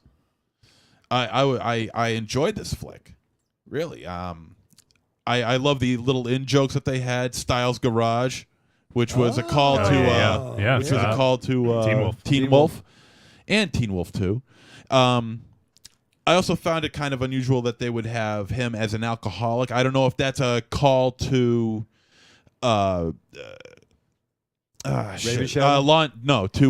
Chaney Jr., who played the original Wolfman, and he was a vicious alcoholic, a brutal alcoholic. Yeah. So I don't know if that had any, if that was a correlation in there somewhere. There were awesome / tragic stories about when he. Who filmed Spider Baby? Was it Jack Hill? Yes. When they, said that got him to do the movie and had him be sober. He was always eating oranges and grapefruits, and nobody could figure out why all the time. They thought it was something to do with how much he had drank in the before, but he was soaking them in vodka the night before. Yeah, it's pretty brutal. Yeah. But yeah, I Look think at Raven Shadow's might be, taking notes. I think that's what my first thought was. I would do that. I think that might be more of a plot point than a callback. Like I think that it's important that one thing we didn't talk about is that Wolfcop spinach, if you will, is booze in donuts. And he's quite the lover. I also like the. I also see this as also a. They take kind of like editing ideas from Edgar Wright films. Most notably, I would say, Hot Fuzz. The way certain things are edited in this film. They see a wanted sign, then you get this like dizzy, shadowy flash of multiple shots of said wanted poster or whatever, and things like that. And it was very Edgar Wright-ish. I really enjoyed that. It's funny you say that. I thought that this time in a way, but not. I didn't pick up any reason why. Like something about it just reminded me. Yeah, I just saw it through the editing. I just thought it was very interestingly edited. But overall, I mean, this was a fun flick. When Wolfcop started kicking into gear, man, he was awesome. I just loved him, and especially my favorite scene, of course, was when he was taking notes down from the phone call. Yeah, he was taking the phone call. He was taking down. Yeah, okay. Yeah, I was laughing my ass off. That was the funniest goddamn scene. Not to be like a 8-year-old, but I think the most important part of this movie was we finally have delivered. What happens to a human's cock when he turns into a werewolf? Yeah. Definitely. PP. Yeah, wolfcock. So wolfcock. I did find a little bit about this. So Cinecoop, it's a Canadian studio, and basically what they do is they have each year they have a vote, and the film idea that gets the most votes gets $1 million funding. and Wolfcop was the one that won in, I think, 2013. Let me go back and see here. So they won, and they ended up getting $1 million to make the film. So it's a pretty cool thing, right? Like they have there's a Cinecoop is 2015 is going to be voting. The voting starts in a few days. So is Good it thing actually they didn't film it in Rhode Island. They would promise it and then take it away. Yeah, exactly. So on Then March, everybody would say Wolfcop was a bad businessman. on March 16th at 9 p.m., return to Cinecoop to register as a fan, watch trailers, rate them, share them, and start earning votes. So whichever one gets the most votes is going to get funded and be able to get made. So that's pretty cool. I think it's a pretty awesome thing that they have going. I don't know if it's just Canadian or not, but so the director, Lowell Dean, basically said he couldn't decide. He wanted to make a film. He wasn't sure if he wanted to make a werewolf movie or a cop movie. So he just decided to smack them together and make Wolfcop. So that's sort of where the idea originally came from. It's such a simple idea too. It sounds so very. It has such a sci-fi ring to it. The channel, I mean, has such a sci-fi title and tone, but it's not. It's very fun. You're very sedate. Yeah. Thank you. This is to you, MZ, based on what you were just saying. Right. Rocky says, "Wow, MZ, you know a good 75% of your porn is filmed here. Does that keep you from finishing if the scenes look too kabuki there, you hiney Robbit?" I couldn't. I mean, a lot of films I know where they were filmed ahead of time. Yeah. You know, and there's definitely a great tradition of Canadian exploitation. But like, even this is, I don't think that this looks like even its nearest cousins, things like Father's Day or Hobo with a Shotgun. No. Yeah, I think all those films look distinctly different. Yeah, I think this film looks great. If one thing, I think it's one thing I wanted to talk to you guys about. Actually, this is sort of veering off a little bit, but what if I were to ask you guys when this film took place? Like what time? Like when did this film take place? What would you say? In 90s, early 2000s. How about you, MZ? Recent. I was thinking the 80s because there wasn't really any cell phones or anything like that. The fuck, Raven Shadow? Yeah, speaking of cell phones. I'm sorry, I was looking up zombies. Who's calling you? No, I was looking up zombies. No, who's calling you? No, I'm looking up girls dancing in the lake, putting lotion on each other. Jesus Christ. If you were doubting your choice to skip Zombie versus Wolfie, like I think you just got like clarification of who the target audience is. I mean, if you're talking about the lack of cell phones and the fact that Mr. Mustache over here is records shit with a non-digital camcorder with still using tapes. I take that into account of the fact that this guy is like a rogue wolf cop. Yeah, and he does things on the cheap or whatever. Yeah, I would say, I mean, for me it was hard because it definitely has an 80s aesthetic to it, right? Like, do you guys get that with the cars? Yep. Yeah. And a lot of the stuff, it definitely has an 80s feel to it. And I don't remember seeing any cell phones. Let me see. I took some notes about it, but no, there was cell phones. Was there? Yeah. Okay. The female cop, whatever her name was, when she was in the bar. Okay. Taking the drink. Tina uses a digital camera, and there's also a computer and the cell phone. So it is, and I'm actually okay with films doing this now. A lot of wall phones too. Like yeah. But I think that it's just that 80s aesthetic. Like, if you think about like Astron 6, obviously, and, even like Jason Eisner, who did Hobo with a Shotgun, it definitely has this sort of 80s aesthetic to it, even though, because that's what they were influenced by. So it doesn't necessarily have to be a film that took place in that time. But I think that they just like that aesthetic, like even Pieces of Talent, right? Yeah. Which we talked about a few weeks ago. Like, even look at some of the TVs and stuff like that. So I think it's just that. Yeah, I think it's just that aesthetic. That's what they're going for. And even some of the colors used in this film feels 80s to me. Yeah, browns. A lot of earth tones. A lot of shit tones. A lot of shit tones. No, but the glass, I mean, yeah. Yeah. Let me ask you a question. When it came to the audio of this film, did it seem like it was what's the word when you re-record audio? Overdub? Yeah, I think that might be the word. Might be the term. Copy or looped. Yeah. I don't know why I just didn't lean into my microphone and yelled it from way over here. Looped. I don't know. Say a word that don't mean nothing, like looped did. Looped did, yeah. Did it seem like the audio sounded a little odd? Well, I didn't think so. Like it didn't seem natural when dialogue scenes.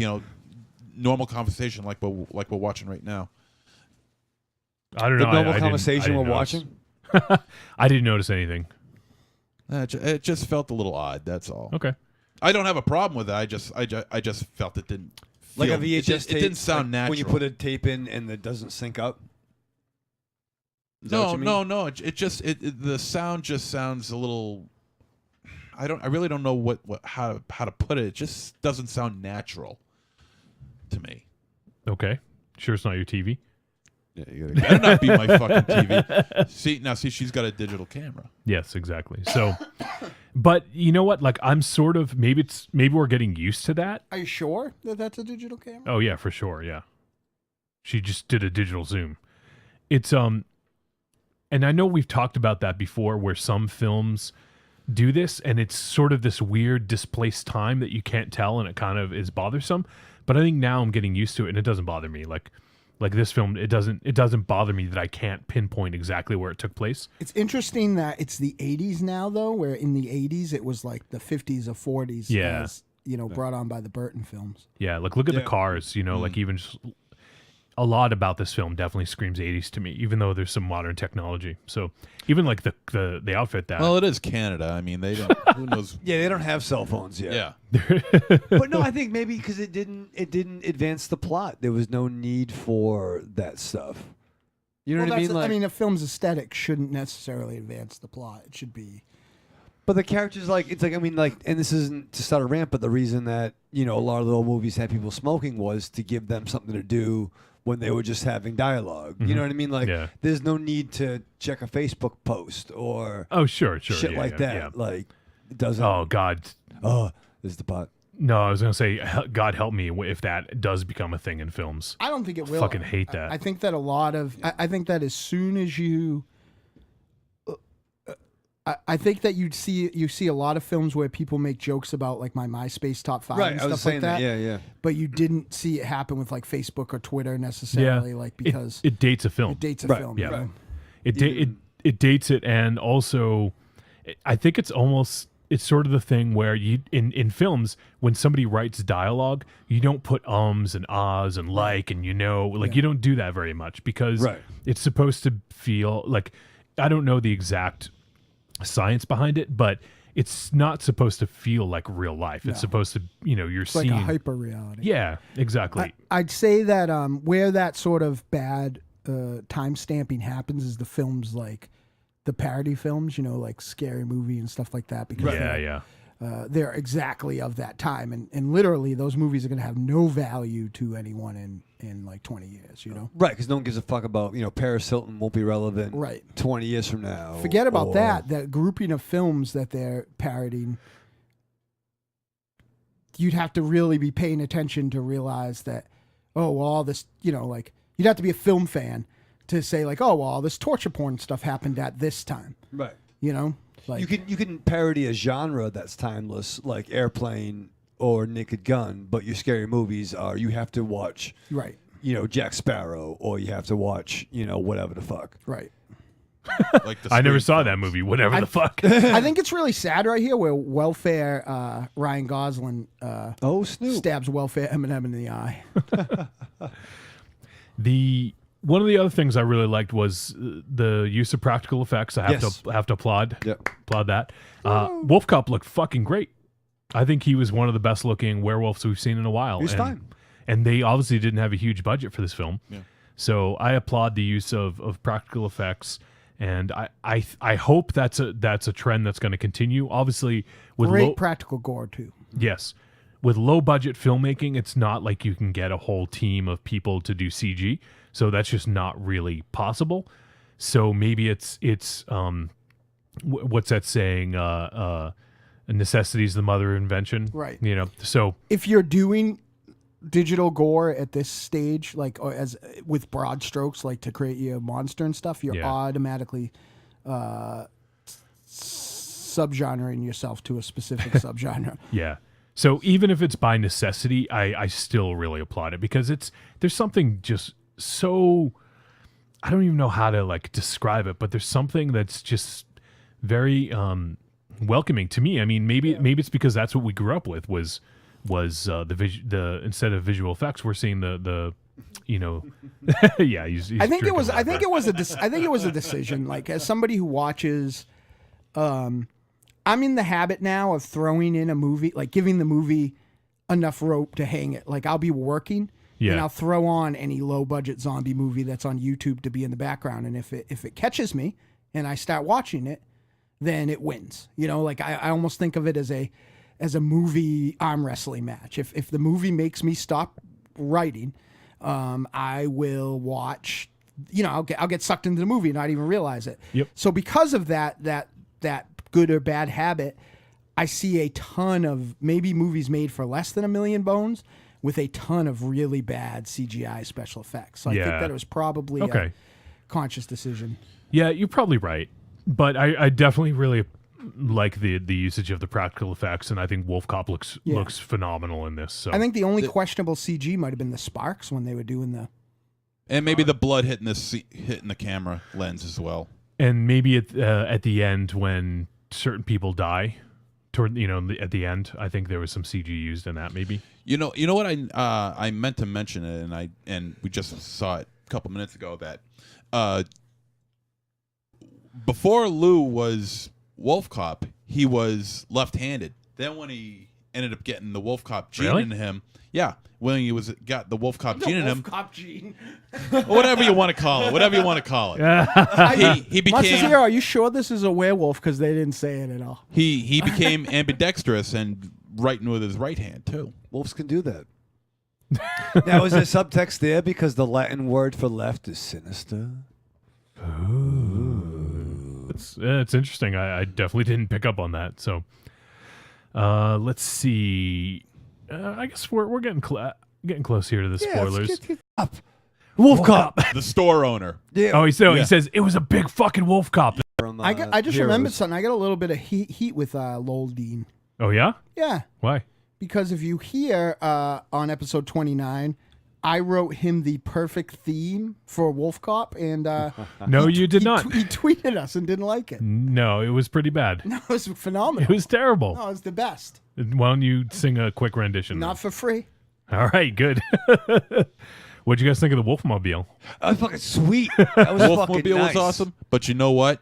The theme song is even better. It's not as good as mine, though. I fucking no, it's way better. Go than yours. listen to episode 29. You'll get fucking No, I don't know, man. Don't listen to it. It's like Rick and Daryl. Theme to Wolfcop is fucking outrageously awesome. We may have to play a little bit of that. Yeah, I am. One thing I have to say, and you guys probably going to give me the business. That sex scene at the end was egregious and unnecessary. It went on way too long. I think that was the joke, though. I know it was, and I know it was. They're like, "Oh, let's have the wolf have sex, and it'll be funny." It'll have that 80s music, and it was supposed to be like a really like, what do you do, Raven Shadow? I'm reenacting the scene. This is what I was doing when I was watching. Yeah, practicing with your humping muscles over there. Yeah, see that? But I did not like it, and I understand what they were going for, but I thought it was just too long. Personally, anyone agree with me? You guys think I'm all wrong? I don't think it was. I don't think it was egregious. It was fine. I mean, I'm surprised the bestiality nuts haven't come out to try and bestiality nuts. Oh, they came out. No, like how like people started ripping apart Planet of the Apes because of the Mark the Wahlberg attraction. and the other one? Yeah, the other one. What about fucking Beauty and the Beast with fucking Helena Bonham Terminator Carter. and bestiality Clay? nuts? Like what side of the that battle. Yeah. The bestiality nuts. Bell? Bell? Yeah, Bell. Bell liked big monster cock. Yeah. Bella? What? Suck the Dracula's dick? Like, people enjoy that. That's fun. So what side of the... Yeah, ain't a goat.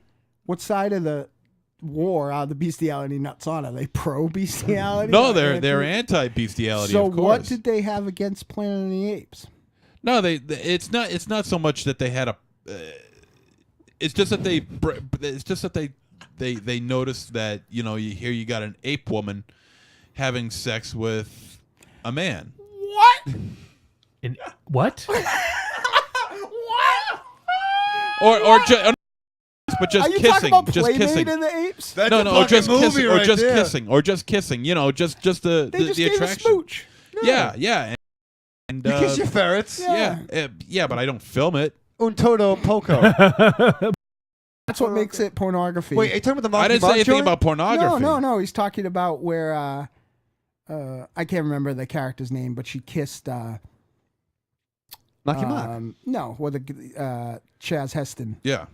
Oh, or that Marky one? Mark, whichever one. It doesn't matter. I don't remember that if Helen Bottom. Yeah, whatever her I name think is, they did kissed Marky kiss. Mark. I think they did kiss. But like there But were they actual did, but Chaz.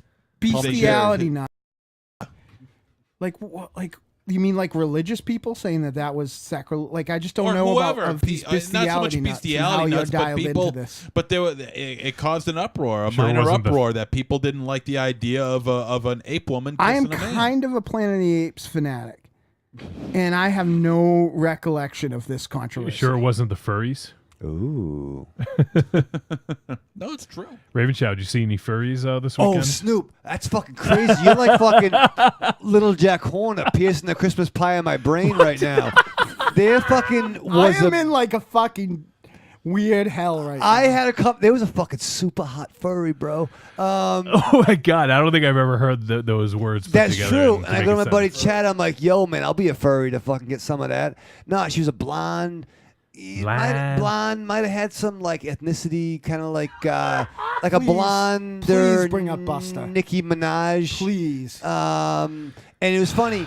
She sewed the costume wrong, so her Flap was in the front. No, but she made a flap. That was her workaround was making a butt flap, and it was sexy. It's funny you said All that. right, if you think so. If you Shit, say so, are we man. on the air? That was at the end. Do anyone have anything else? Raven Shadow, what did you think about this fucking film? Jesus Christ, his fucking light is so bright on this. It's fucking. I feel like I'm getting pulled over. For the again. love of God, can we just have Busta? No. Listen, it's called Wolfcop. You're gonna watch it. I feel I'm doing the review. You're I mean, gonna like, watch it. You're gonna fucking watch it. No, but like picture like Rick from Walking Dead, but a drunken Rick from Wait, Walking take Dead. Raven Shadow Take and Raven- Rick from Walking Dead, put them in together in one person. Put it in a blender. Put in a blender. Add like a smidgen or a dash of Hank Why do McCoy. I feel like if the character was written like that, this would not be the phenomenon we know today as The Walking Dead? It'd be like called. You'd be the Drunken Dead. Drunken Dead. It'd be called The Can Barely Walk Alive. Walk a straight line dead. Drunkenzombie.com. El Goro, big ups to yourself. He's from Canada, right? No, he's from Ohio. No, Kent, Ohio, you idiot. Where's Ohio? It might as well be in Canada. Yeah, I mean, like, really. Like, where's Drew Carey live? Oh, it's Cleveland. All right. Anyone have anything to say before we move on here? No, let's go. Bring up the Busta. Well, do you guys want to do a spoiler or? I don't know that it's even necessary. Just fucking watch Wolfcop. This movie is so streamlined. If like, Yeah. I just don't want to give certain things away because there's some storyline stuff in here that, it gets a little bit, I mean, it ain't cast a fucking blank. No, for sure. But, look, we'll let people figure it out on their own. All right. So we'll skip the spoilers this week. You know what? Let me play this first. I'm going to see if I can find the Wolfcop song. Let's see if this is the right spot. There it is.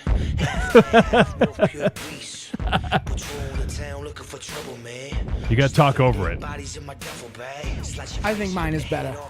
No, yours is not better. It is. Let's find that and play it. No way.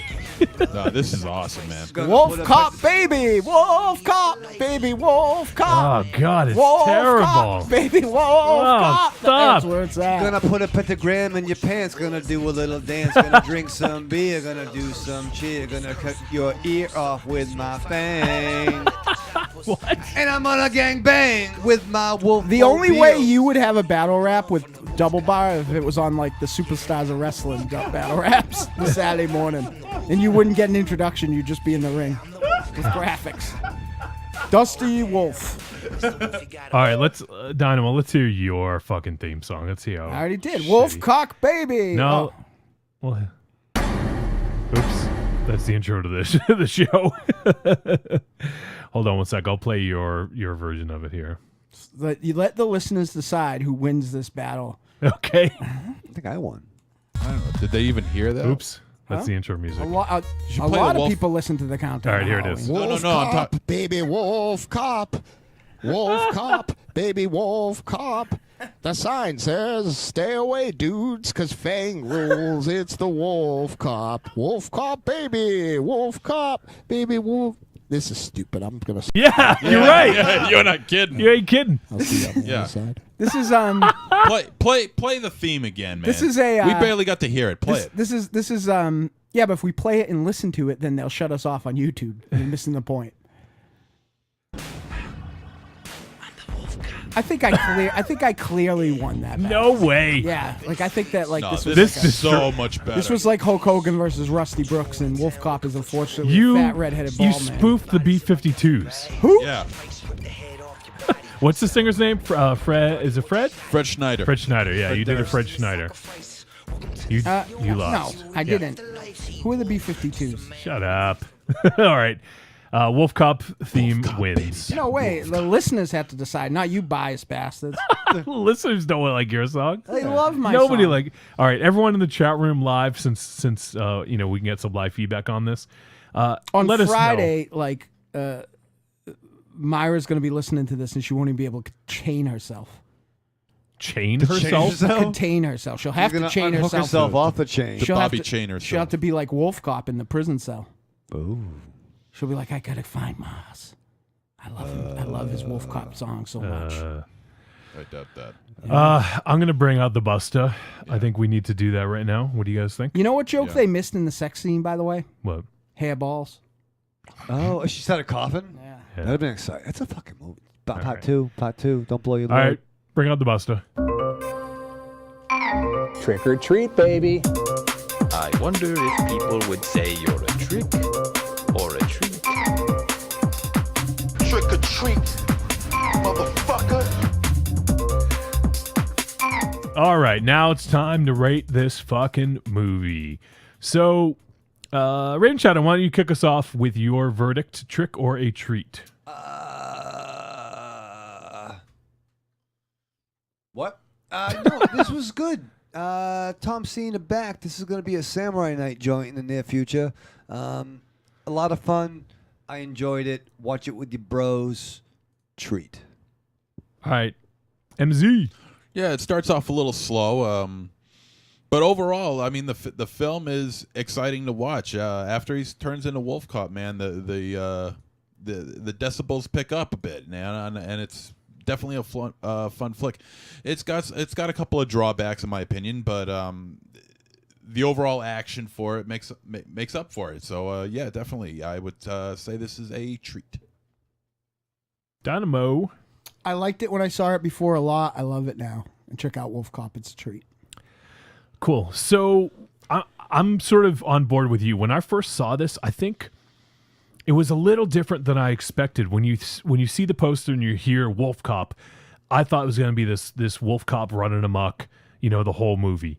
That's not necessarily the case, but now that we know this is sort of an origin story, if you go in with that in mind, I think it helps a little bit so that you're not expecting one thing and then get something else. So with that said, I think on the second watch, this was much more enjoyable. I liked it on the first watch, don't get me wrong, but I think it was a much more enjoyable watch. Yep. And hey, Wolfie? Yeah. I realized that I think I might have been wrong about something. Maybe, yeah, your song is not better. No, I'm right about that. The Toxic Avenger might not have been it. They just might have been both, born out of that Marvel Comics style origin. Okay. Yeah, maybe. This is a very well-made film. It's very fun, and it feels perfect at the 79-minute runtime. there's not too many films. A lot of times we're like, oh, I wish this was 5 minutes shorter, or 10 minutes shorter, 20 minutes shorter. I wish there was more to this. Dear God, no. I wish it was 88 minutes and 32 seconds shorter. Yeah, no kidding. But to me, this was perfect. This was the perfect runtime. Yeah. I just feel like they nailed it. I think there's a lot of really good stuff in this. It's really fun, and I don't know. I mean, it's just a well-made film, and it's a lot of fun. So yeah, they cut a lot of the fat out of it. Yeah. I mean, it didn't need it. If they wanted to expound on the character development, they could have easily added an extra 5, 7, 8 minutes onto the film. Yeah. But they didn't do that. It's a streamlined film, and it doesn't take much explanation of why one situation happens and another situation happens. It doesn't go into all this detail and depth, and it doesn't need to. And at 79 minutes, it's perfect. Yeah, absolutely. So this for me is a big time treat, and I really am looking forward to seeing what else Lowell Dean can pull out of his filmmaking hat, because I think he did a really phenomenal job with this film. So I think you should go check out Wolfcop. It's available on VOD right now, and before VOD. I would not be surprised to see this pop up on Netflix in the next several months, which we seem to review these films, and then within a few weeks to months, they pop up on Netflix. So if you're able to check this out, definitely recommend it. And like Raven Shadow said, I think this would be a good watch to catch with your buds. Yeah, definitely. You know, so. Word to Snurb. Do you believe him? No, I don't. I wouldn't say that. No, that's true. That's on the back of the box. Yeah. So there you go. We all liked Wolfcop, and we think you will too. So go find Wolfcop and watch it. You know what? I think this is the third week in a row in which Unanimous. we've all had a unanimous vote. You're right. It Positive is. unanimous vote at that. Yeah, it's quite the streak. Yeah. We have some good films coming up too. So I wonder how long the streak is going to run. We had is it going to last as long as the Undertaker streak? Well, we had What We Do in the Shadows, Wormwood, Digging Up the Marrow, and now Wolfcop. Oh, so 4 weeks in a row. 4 in a full row. Month. Holy What's shit. next week, Johnny? Oh, that's a perfect segue. Next week, we are going to watch a film. I don't know a ton about this film, and it just showed up on our radar, but it looks pretty cool. The name of the film is Faults, and it stars Mary Elizabeth Winstead, who Dynamo's a big fan of, right? Yeah. She's Ramona Flowers all day, as Michael Raven Shadow would say. Yeah. Oh, Snoop. Also Lance Reddick, John Grease, Nicholas Tucci, a bunch of other people. It looks like a pretty fun movie. It's more of a drama thriller, but it looks like it could be a lot of fun. And I think it might be a nice movie to discuss with our guest next week, Andrea Willenin. So we're going to watch the film Faults. It is available on VOD. So if you want to seek it out, it's available for you to do so. And we'll be checking that out next week. So why don't we cut to a commercial break now? And then we will come back and discuss our double taps. All right, let's do that. One dark and stormy night in the mid-'80s, Briggs, Harlan Ellison, and the ghost of El Santo pulled a train on Elvira while Siskel and Ebert sobbingly masturbated. From that union arose the greatest movie critic and luchador that ever lived. But we're not going to talk about him. He's kind of a dick. Instead, we're going to talk about me, El Gora, movie fan and host of the Talk Without Rhythm podcast. Every week on Talk Without Rhythm, I 2 to 3 movies tangentially tied together by a theme. I cover action. I'm the most complete fighter in the world. Sci-fi. Pod bay doors, Hal. I'm sorry, Dave. I'm afraid I can't do that. Horror. Oh, no tears, please. It's a waste of good suffering. And the continuing adventures of James Spader, sexual deviant. You're not worried that I'm going to fuck you, are you? I'm not interested in that, not in the least. Now pull up your skirt. So check me out at tworpodcast.blogspot.com, drunkenzombie.com, or subscribe on iTunes. Talk Without Rhythm, the only podcast that will not attract the world. Audio. At the Deadites. Hope to see you soon, and we'll leave the lights off.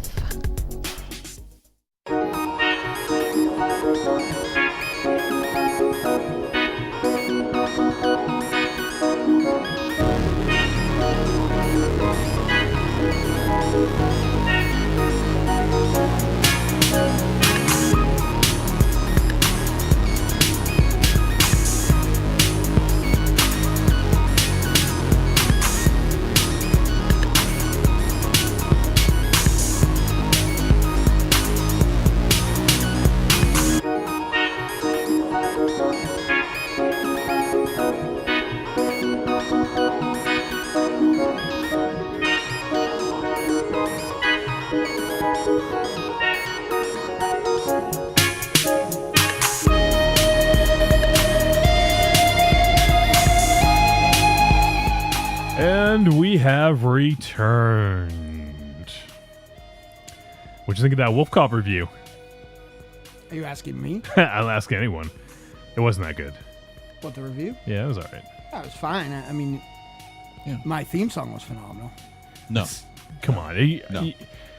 It's the worst fucking theme song. You know what? I already reviewed it once.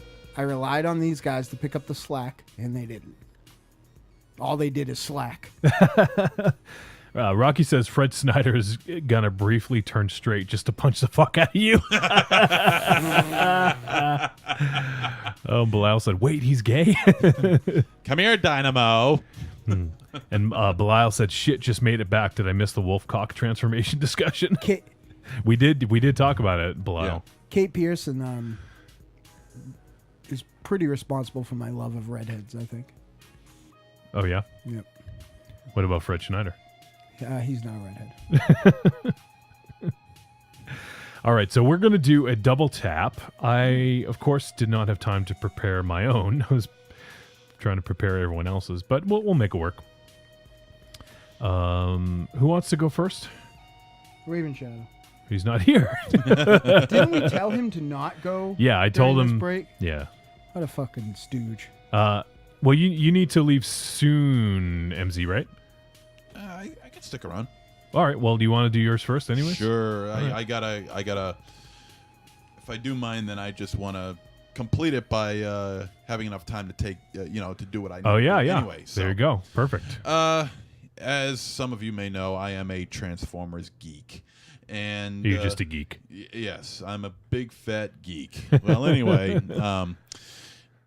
I was a big Transformers geek back then, and big Transformers geek now. So I started my my resurgence into collecting figures. So I brought with me a couple of figures that I highly recommend. The first one I'll bring up is the Hasbro Generations Combiner Wars Power Glide. And he's only standing about maybe 4 inches tall, probably. But as you know from Transformers, he is a little red jet plane who transforms into a robot. And he looks kind of like a Cobra Rattler, right? That's what he's based on. It's Cobra Rattler. No. Yeah. No. Yeah. Don't fight with me. Yeah, on this don't come shit. back in here smelling like shit. Yeah, and didn't we try tell to you fight. not to go smoke during this break because it was shorter? I didn't get the I memo. told you it was a short No, we break. said it to your face. It was a memo. My face? Yeah. A memo. We said this break is shorter. I said the first break was going to be longer, so if you that need to should be the smoke- one you go Marlboro smoke. Man. Are we still on break? No, we've been back Son of for a like bitch. 5 minutes. God. It's a fucking Cobra Rattler. Transform him. Wild weasels in there. Well, anyway, I want Johnny to show everybody out there in internet land. Oh my God, this thing's small. Trick or treat radio land. Yeah, he is small. He is small, and while everyone else is talking, I'm going to transform him into his alt mode as a little jet plane. Here, let me get some light on this. Like I said, that's from Hasbro, and he's got 3 modes. He's got the robot mode, he's got the plane mode, and he's also a gun mode. Speaking of gun mode, Oh, look at those fucking pipes.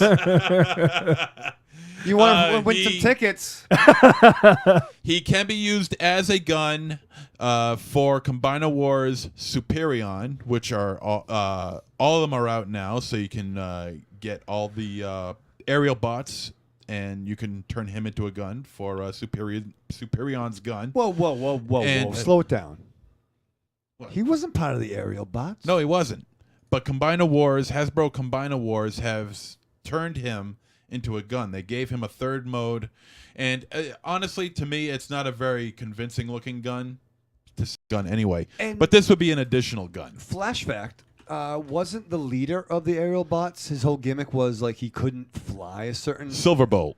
Yeah, Right. like he was like a He was low afraid. flying. He was plane. afraid of. He was afraid of flights. But he was afraid plane. of heights, rather. Yeah, that's kind of cakey. Yeah, but that's the mythos that is Silverbolt. I mean, Okay, you're kind of like Silverbolt. And I feel like the you second just one. strung a whole bunch of words together there and put Silverbolt at the end of No, it. no, I know what I'm talking about. Mythos, I'm not. All right. And Thank you, Mrs. Rosa Parks.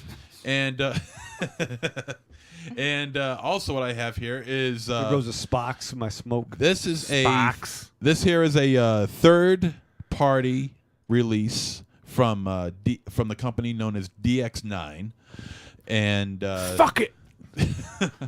of their version of Now Mirage. explain third-party release for people who aren't me and you. Third-party Action release. figure Well, the original masterpieces that are out now are either Takara Tomy, which is from Japan, or Hasbro, which is of course put from these here. out? Rhode Island, Pawtucket. And Pawtucket represent. exactly, and the releases that they have not done yet, third-party companies, other companies have taken the liberty of creating their own. Now, while they can't get access to the names, they can get access to the actual likeness. So what we have here is from DX9, a company called DX9. Fuck it. And this is their version of Mirage. He goes by the name of Invisible, which is apropos since Mirage has the ability to turn invisible. And there's no Autobot logos on him, no official Transformer logos on him at all. So what you can do is that you can go on eBay or wherever and pick up some repro labels, slap them on there, and he will look like an official Autobot. So this is Mirage. As you know, he turns into an F1 race car. And it's a very good likeness, extremely good likeness of him. The plastic on this is a very high quality, extremely high quality, even better than the masterpieces, some would say, including myself. He's got good face mold on him, and excellent chrome. A lot of people complain about chrome, but I happen to like the chrome. And so this guy's a wee bit more expensive than little Power Glide here. Power Glide you could get for like $10. Mirage, At Amazon, huh? At Amazon or your any store, Toys R Us or whatever. And Mirage here, aka Invisible, I got him off eBay for $100. So For a hundy? Yeah, for a hundy, for a handy. Hey, whatever it takes. Yeah. So. And while everyone else is talking about their double taps, I will transform these little bastards and show you just how awesome they really are. Woo. All right. Cool. So there you go. There is that's your double tap, those two? Yes. Okay. Just want to make sure it wasn't a double combo like sometimes. No, and I'll let you know when I'm done. All right. Like I'm about to do. Wait, you guys are going to finish? Ooh. On air? Finish together. All right. Raven Chisel. Yes, sir. Why don't you go next? All right. My first double tap is on the interwebs, and it's been getting some note as of late. But has anybody watched Superpower Beatdown on the YouTube? On I forget, it's the same station that put out the Mortal Kombat miniseries, and they just made a big deal with Sony that they're going to have a Justice League animated program. Maybe. I'm not sure. No, what it that- is. No, it You is. could- I mean, it's what I said. It's what he said. No, I didn't know about that. But one of the reasons why I watched last week's flick a day later was because I was over at my buddy's house and we were watching a bunch of these clips, and it's all fan made. You can go on the YouTube. I don't think they're fan made. I mean, well, Like John Morrison is in the Gambit versus is in the Casey Jones versus Kick-Ass one. Yeah, I was fucking great too. Yeah. Who's that? Oh, is he a wrestler? Yeah. Yeah. He's being Eminem, remember? Oh, no shit. Okay, that one was fucking awesome too. So I don't know who's fucking making them. Someone's fucking All right, making someone's fucking making them. And the first one I saw was Batman versus Darth Vader. If anyone's seen that, and it opens up with Bruce flying the fucking bat jet. You really don't look at the fib, have you? No, he doesn't. What, you mean the fan interaction board? Yeah. These have been Someone all over posted there. that, yeah. Well, No, after I watched it. After. And I sent you, Johnny. I was like, we should Yeah. talk about this, right? Yeah. So it was before whoever the fuck sent that. But it's got Bruce flying to the Death Star, talking to Oracle, not Deadites Oracle, but the crippled Oracle. And the Empire has captured Superman. So Bruce is flying to the Death Star, and basically he ends up throwing bows with Vader. Batman with a lightsaber versus Darth Vader. The fight ends probably the way it should be. Science versus magic, but really well done. There's actually a follow-up with another ending on there where the Bat has a different outcome. But I watched the Batman versus Deadpool, Wolverine versus Predator, Wolverine versus Batman, and also, like Dynamo mentioned, Casey Jones versus Kick-Ass. Yeah. These now have their own channel, their YouTube channel. Just look up Superhero Beatdown. But I am 90% positive they were originally put on, I can't remember the name of the channel now. I apologize, folks, but it's known for its kind of video game nerd-centric content. I mean, it was new to me. I think the budget, why? I mean, I want to see that movie where Bruce flies to the fucking Death Star in the line of, that's no moon. Like, it just was really well done. It's almost like if a WB show put all their episodes' budget into a 15-minute scene. It's decent, right? So you've seen these. Yeah, no, they're phenomenal. I have a crush on the Catwoman from the Batman Deadpool one. Yeah.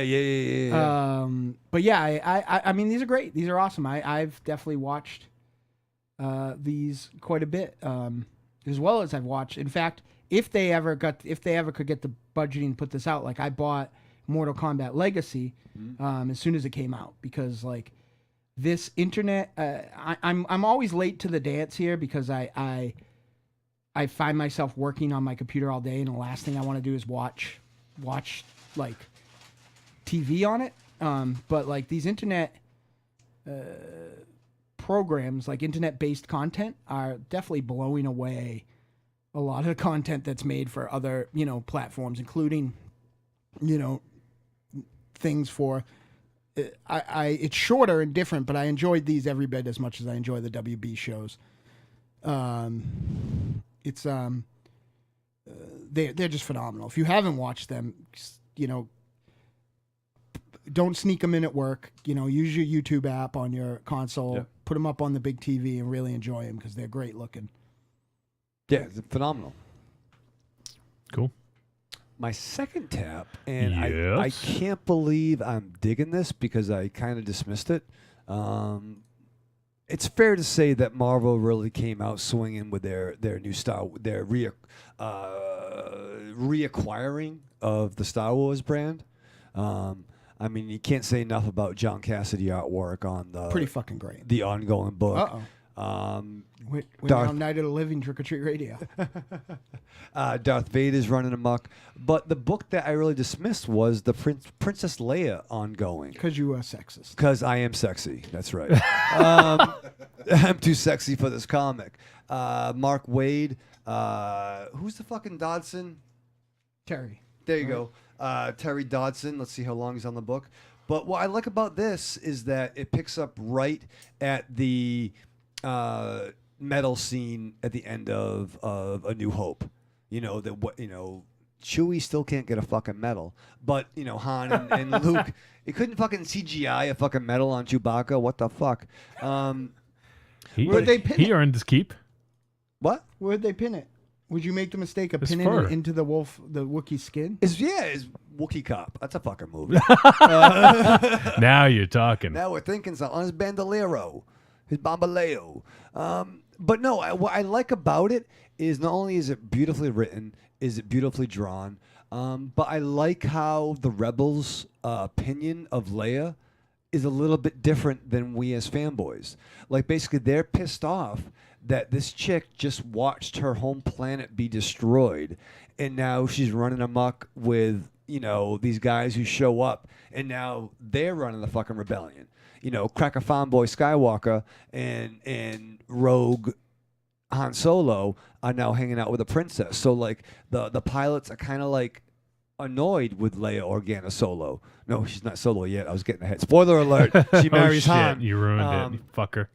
But not necessarily. No. They got rid of the expanded universe. They did, but I'm pretty sure because Luke can't fuck her. Well, there's a rumor that the girl, again on that Star Trek thing, frame by frame, they're thinking, I can't recall her name now. I'm trying to know, is like, I'm somewhere in between eating up all this Star Wars rumors and like not wanting to know anything. So I'll come at it and be like, they'll say something that was a big deal a few months ago and I won't know about it. So excuse my naivety. But, and if you fuckers, I'm avoiding all Star Wars spoilers, and I know there's stuff out there. If any of you fuckers ruin it for me, I will destroy you. Well, there's a rumor that the girl on the speeder bike might be Han and Leia's daughter.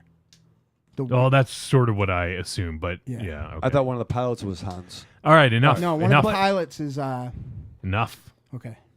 It's Oscar Isaac from Drive. Sir Isaac. No. Sir and, Oscar Isaac. Moses. Hightower? Moses is the stormtrooper in the desert.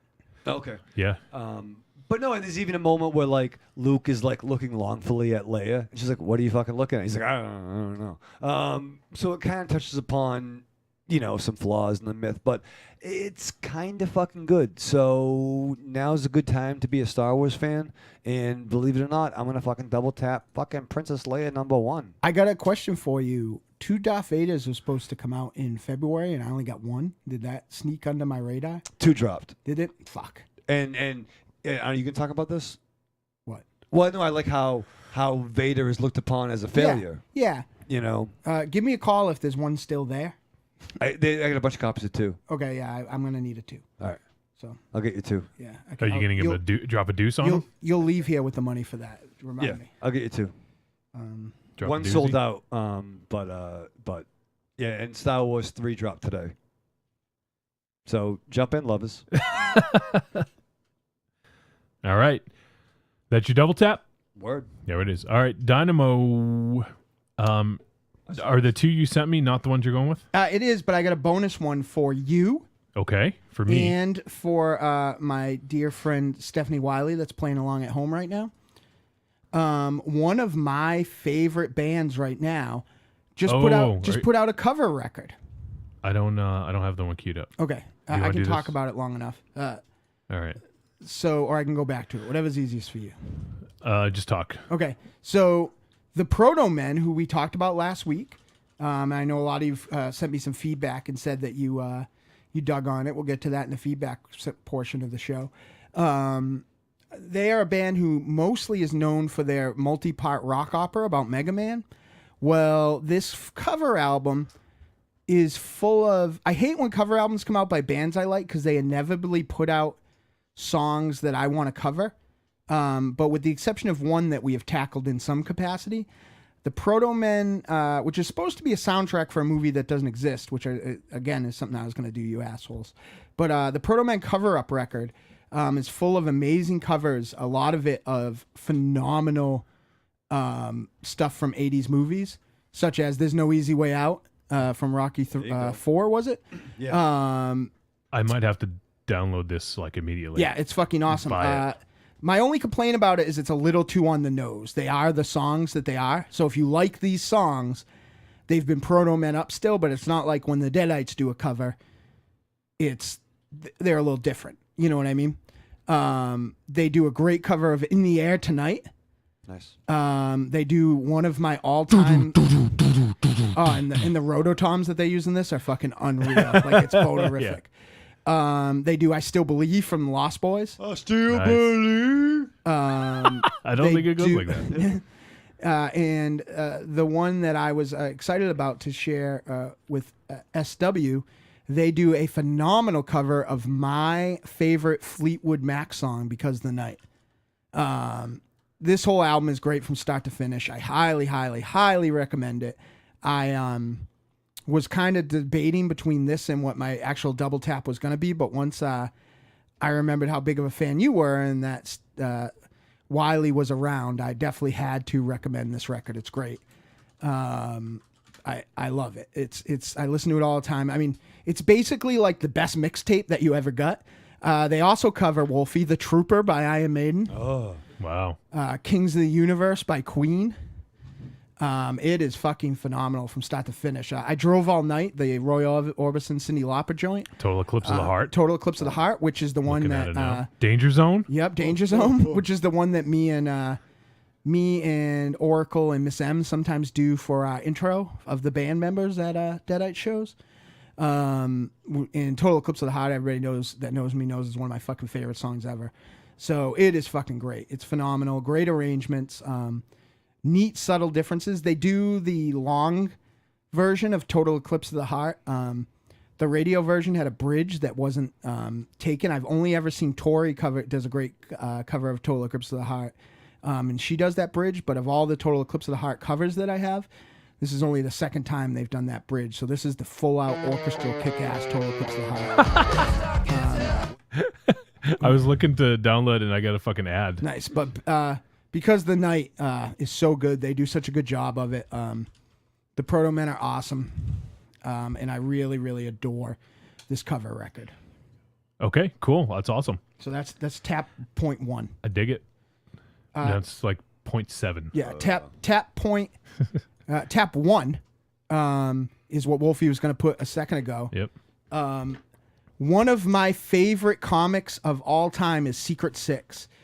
And while I had been holding out for a hardcover or omnibus edition that just didn't ever come out, they have decided that probably having something to do with Suicide Squad and the fact that Deadshot is one of the most featured people, they did come out with a more expansive trade of Secret Six. Volume 1 is called Villains United. It's got the whole 6-part Secret Six story, the Secret Six, the Villains United the whole Villain United, the Villain United one shot, and the whole first 6 issues of Secret Six. This is a fucking phenomenal book. I have mine with me somewhere for Raven Shadow wants to thumb through it. I don't know. I was looking at this today, and I have all the issues in the one shot. And I'm like, I gotta fucking get this book. I do too, and I'm really like I actually, this was a gift by my special lady friend, which was really, really cool. I don't know that I would have. I'm such a hardcover Nazi. I don't know that I would have picked it up on my own, but I'm really fucking glad I have it. Dale it's beautiful artwork. It should have been called Suicide Squad from the get-go. Yeah, it was a little different than Suicide Squad, though. From the get-go? From the get-go. With the Gecko brothers? I fucking love Parademon. It's Gail Simone running amok. Into the mic, buddy. Your mic is... feel I'm in no, the mic. look at his fucking mic. It's hanging again. Yeah. Why do you do that? Give it some Viagra, dude. Why do you do that? Get some on you? Hold on.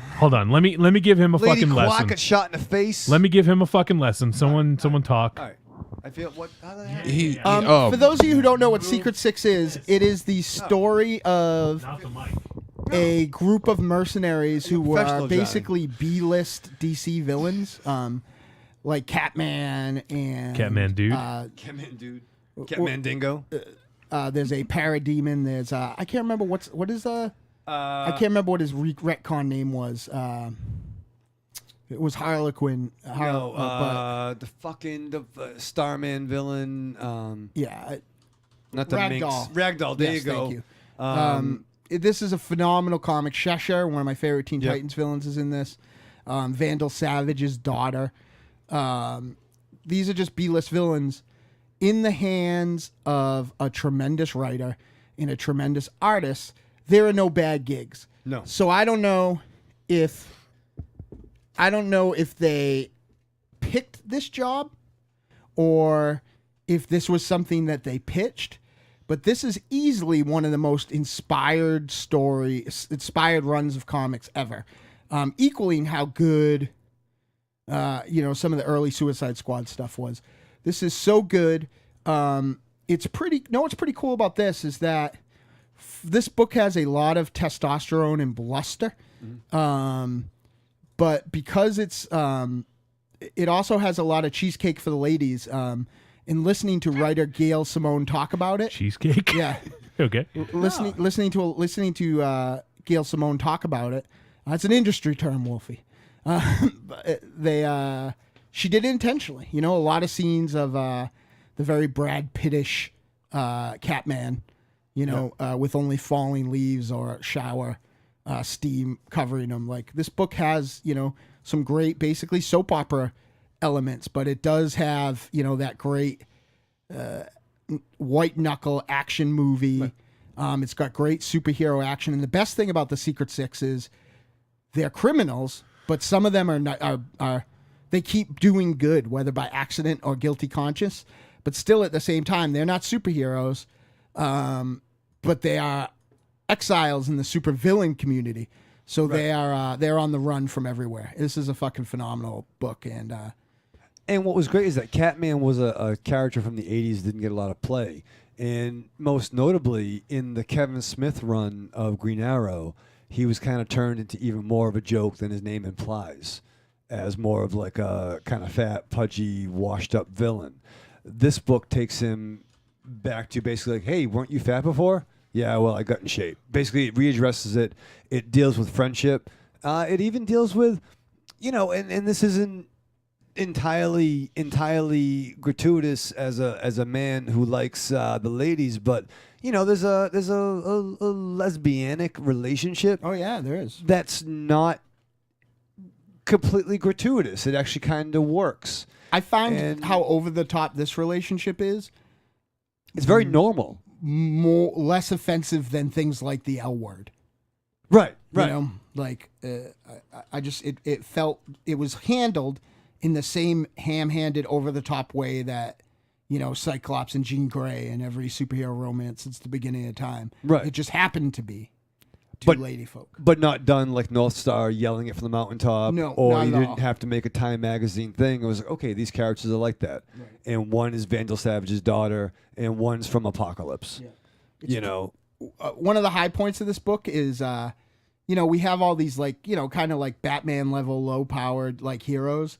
Deathstroke leads a raid on their base with characters like Mala in the Brain and Solomon Grundy and Black Adam. Yeah. Basically outclassed, and the way they handle it, kind of through good writing, is pretty phenomenal. Yeah. It's a great book, and this is a great edition. I hope they at least put out more of these. Like, I was disappointed with that Teen Titans trade being the standard, just 5 or 6 issues that came out. That was kind of what I was complaining about, because I'm used to these, like, my Starman omnibus has like a year worth of content in it, plus one-shots, plus annuals. Yeah. I feel like the price difference, like this. You sure they're not annuals? I was wondering.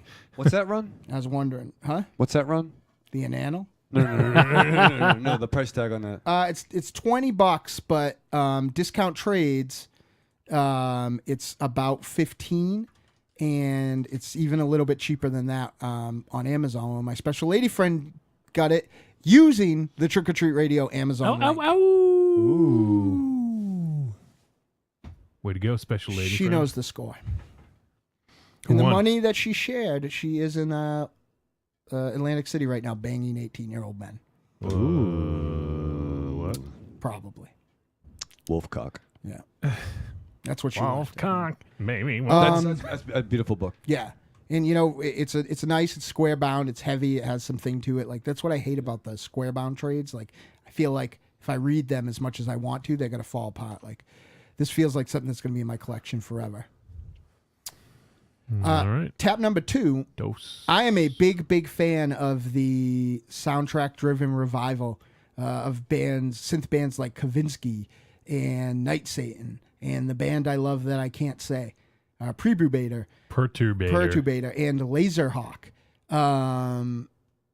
They all at some time pay homage to the great John Carpenter. Well, But they don't have as good of a bald head. Nope. It's about time that the best composer, film composer of all time, put out a record with the worst album cover ever. The Lost Themes, John Carpenter's first original record, is fucking phenomenal. If you were a fan of John Carpenter, if you were a fan of his music, and you do not have this yet, you are fucking up. I am fucking up. From track 1, Vortex, to track 9, The Night. Like, this is a fucking phenomenal record. I haven't found a dud yet, and I was trying to think of a way to explain how much better this was, and I was kind of driving around with Wolfie one day, and I realized that at first I thought it was just that most of these bands are dance themed, right? With the exception of maybe Night Satan and sometimes Laserhawk. But what it really is that they're just not the guy. Like, John Carpenter is the fucking best. And this soundtrack, this album, that's not a soundtrack, is already one of my favorite records in my collection. I bought this CD from the company Sacred Bones Records that has a lot of cool stuff. I'm definitely going to go back and buy some other things. But I put this in my Mac. I ripped it into my collection, and I've listened to it in some degree every single day since that day when I got it. It is fucking phenomenal. It's so great. Like, I wish that I could come on and give you a point of view from a songwriter's point of view of why this is so great, but I am so overwhelmed as a fan. You're going to have to just take my word of how great this is, because this could have sucked. You know, he is not a young fella. He might be so out of date, and we might have got a retread of some of the stuff that he already did. But nope, this is fucking phenomenal. Highest recommendations. Pick it up. It is phenomenal. Yeah, I need to do that. I've been dropping the fucking ball. Cool. I can't wait to give it a listen. MZ, you got something finished there, don't you? Yeah, I got them all finished. And first on deck is Powerglide. You once knew him as a robot, and now there he is as a little jet plane. The thrusters, not the thrusters, but the pieces under the wings. Those are obviously his arms, but it transforms nicely, and the feet tuck under, and the head is swivels, and it's not much posability on this little guy, but he is pretty cool, and he also comes with a landing gear. This might be the nerdiest episode ever. That's a yeah. This is it's up there. This is a mail plane, isn't it? Yes, it is. You know how I know? The tiny little balls. Never. But this is Never. This is a different version. I'm telling you, the original version, it had the wings would move like this. It had the hover thing. It was a fucking Cobra Rattler, dude. It was a. Well, you don't know that the Cobra Rattler was based on a real live plane? They just called it the Rattler. Well, yeah, no, I know they didn't invent the Rattler, but like this, I think they used the same fucking. It was design. much more original than Cobra Hydrofoil, where they just stuck a Cobra at the name of the real thing, but it had a good song in the commercial.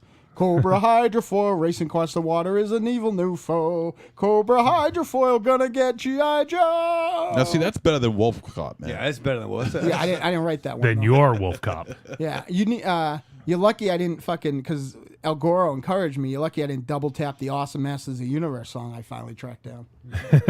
Yeah, you know what? It's funny. When you were talking about that last week, I completely blew you off, and I didn't even realize it because I'm so busy. And you're like, I don't know, play this, and I'm like, no, I don't want to fucking play that. I'm sorry, Dynamo. But there's very nice molding on the thrusters. Some red, some black, some gray. The arms are on a ball joint, and the this wings, is the nerdiest episode ever. and the wings are on a swivel joint. Ooh. That's that. I smoked a few of those. And the other one here is Mirage, a.k.a. Invisible. I can't see him. And there he is in his F1 mode. You could see on the side, if Wolfie will show you on the side, you'll see Jetanes 26. Now, the reason why it doesn't say Cetanes as it does on the G1 model, the original model, is because that is a Italian cigarette company. There you go. So, to avoid having to deal with any problems, they replaced the C with a G and called it Jetanes. It's very nicely it's very well made. Good chrome, good molding, great molding. The head is on a ball joint. There you go. The arms can swivel back and forth. It's got an elbow joint. It's got.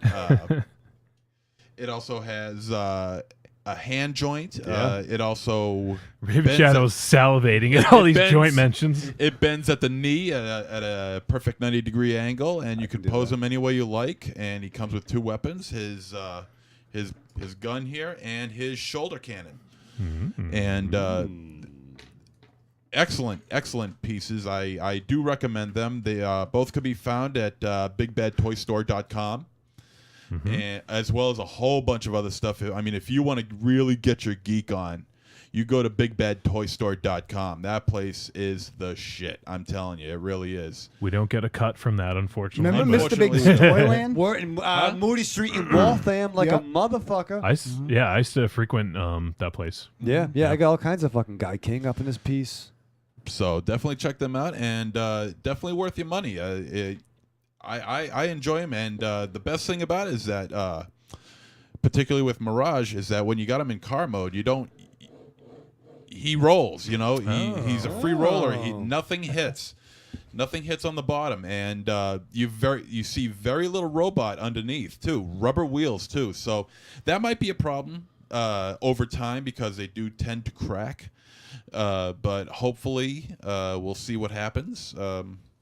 Maybe they'll come out with a solvent that'll like keep rubber, in one piece over time. Who knows? But anyway, it's a smooth looking character. He glides nicely. Power Glide is looking all power glidey and everything. So yeah, that's it. I'd hate to fucking design those things. Imagine how frustrating that must be to be get it just right. The engineering behind these masterpieces, and I do consider the Mirage a masterpiece as opposed to being a Generations piece. Even the Generations as well.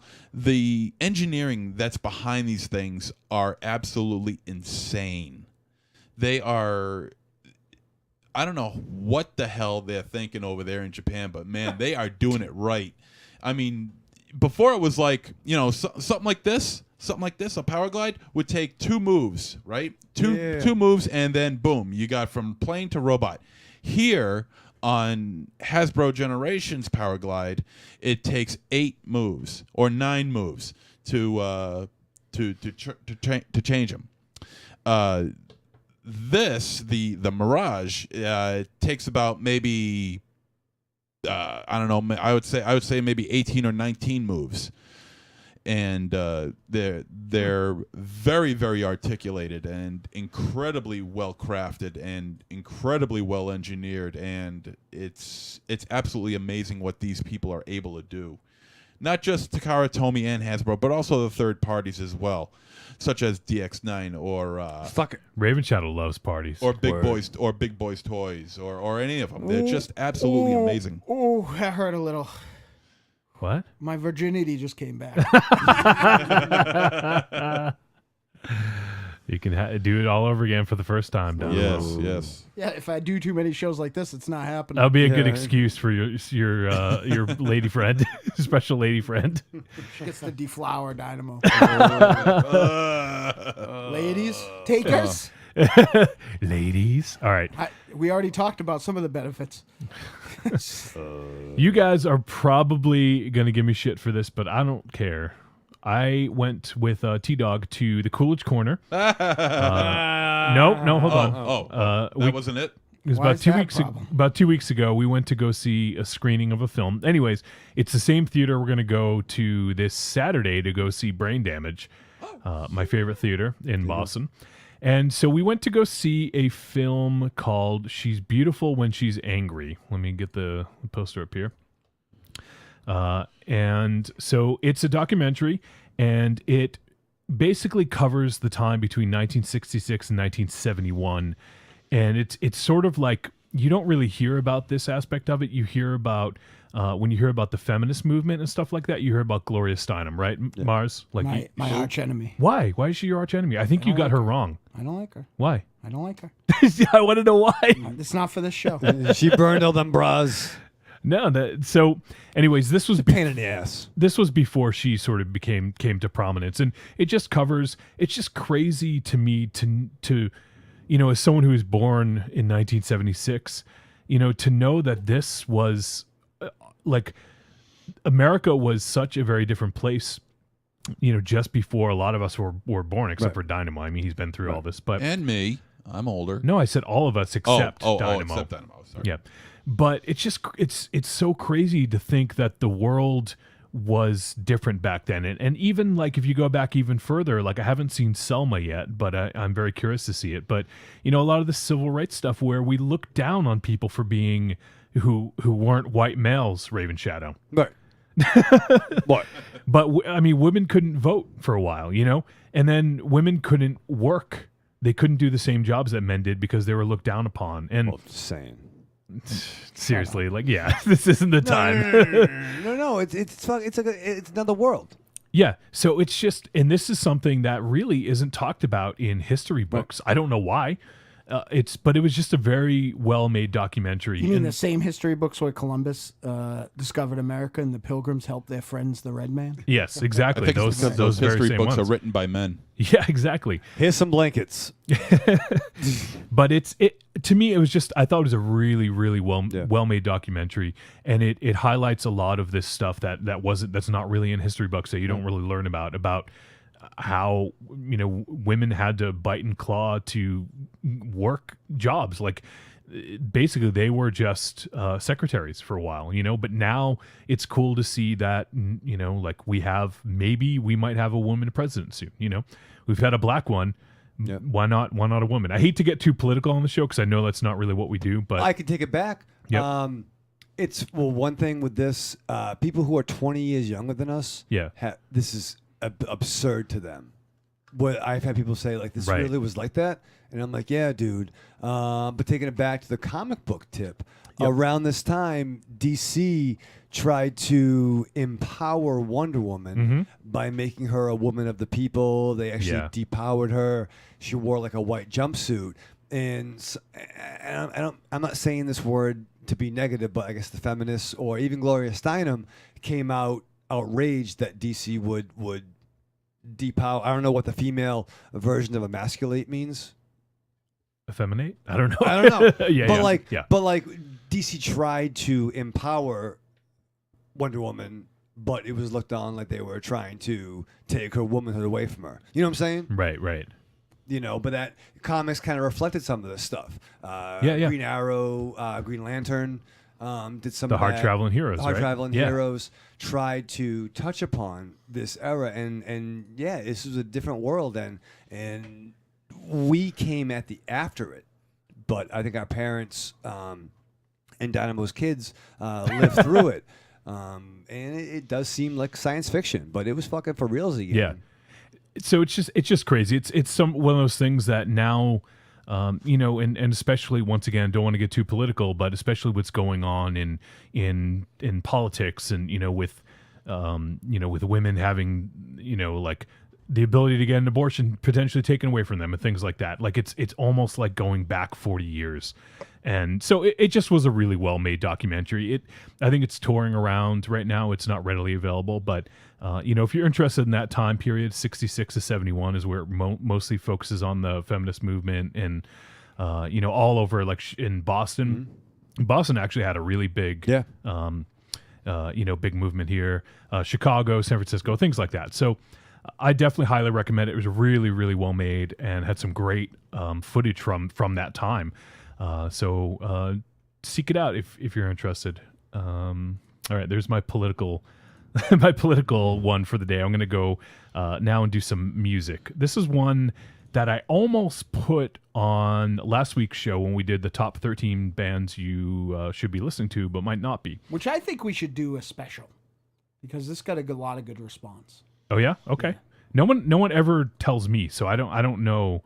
I don't know if people are afraid of me. I think that you know, there was at least a post on the Fib that somebody went and picked something up in regards. Yeah, that's true. Yep. So yeah, maybe it's something we can do every now and again, or even if nobody else liked it, I loved it. Yeah, yeah.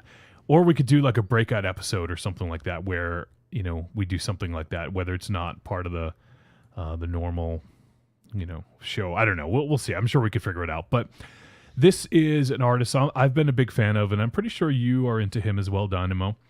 I'm talking about Richie Kotzen. Love him. And for those who aren't familiar with the name, you probably have still heard his stuff.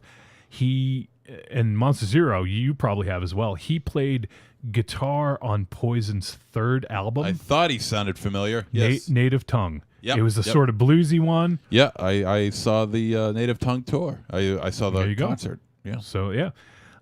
So Richie Kotzen, let me play a little bit of his music. I'm going to go ahead and show the artwork for his latest album. It's called Cannibals.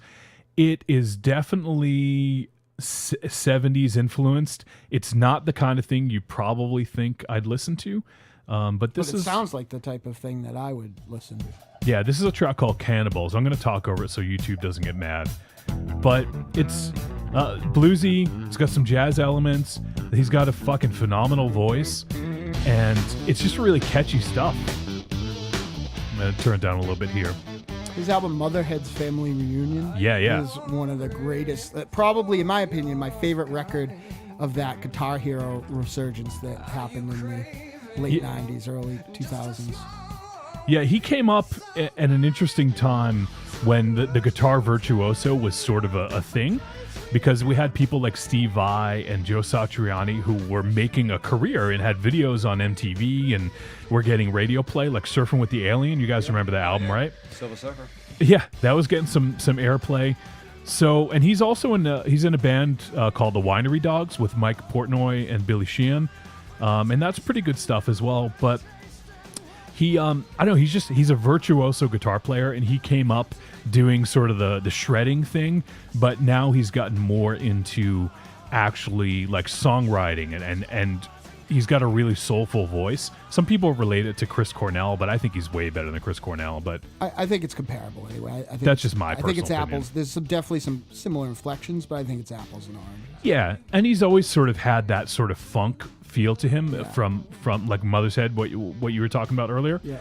And he's very influenced by guys like Eddie Van Halen and Stevie Ray Vaughan, Jimi Hendrix, things like that, and Jason Becker. This is the era of music and the people that came out of it that people are most surprised that I am a fan of. Yeah. Yeah, like I think that my love for modern progressive rock and this Guitar Hero stuff is really always a surprise to people. But I'm a huge mark for Steve Vai. I love him. I got for sure. I got all of his records up to a point. I'm sure that he's probably still putting out stuff I don't have. Satriani, just so much of it, I love it. Yeah, and so just to close the loop on what I was saying, in 1991, he was 21 years old. He joined the band Poison, and he co-wrote and performed on Native Tongue. So if you're not familiar with the name, I'm sure you've heard some of his stuff on that album. And he also actually played in the band Mr. Big. He replaced Paul Gilbert. Which is funny, which is probably where he made the Billy Sheen. Yeah, the connection there. I love Mr. Big, another one of my faves. Yeah. You know what's funny about this era of Poison that I've also thought of? Like, a lot of people didn't like it because it didn't sound like Poison, and it didn't. You know what I mean? In the same way that, the Creatures of the Night on didn't exactly sound like Kiss, right? The playing had gotten... and I'm a big fan of C.C. DeVille and a big fan of Ace Frehley and Peter Criss, but like to call a spade, the playing had got better. Yep. Like they had replaced two great players with virtuosos. Mm-hmm. I often wonder what would happen if Poison had stayed the course and kept putting out records with this lineup. Yeah, it would have been interesting to see for sure. Because now there's less of there's a generation of people that grew up with Creatures of the Night being Kiss. Yeah. So it'd be very, very interesting, Crazy Nights and stuff like that, like to have seen more of that sort of stuff. Mm-hmm. So this was around. Didn't Steve Vai end up in Whitesnake? Did we? Yeah, did we talk he about was. that? Yeah, he was in It Whitesnake. was around that time. It was around the same exact time. Yeah, Yeah. like I want to say 89, 90 or something Yeah. like that.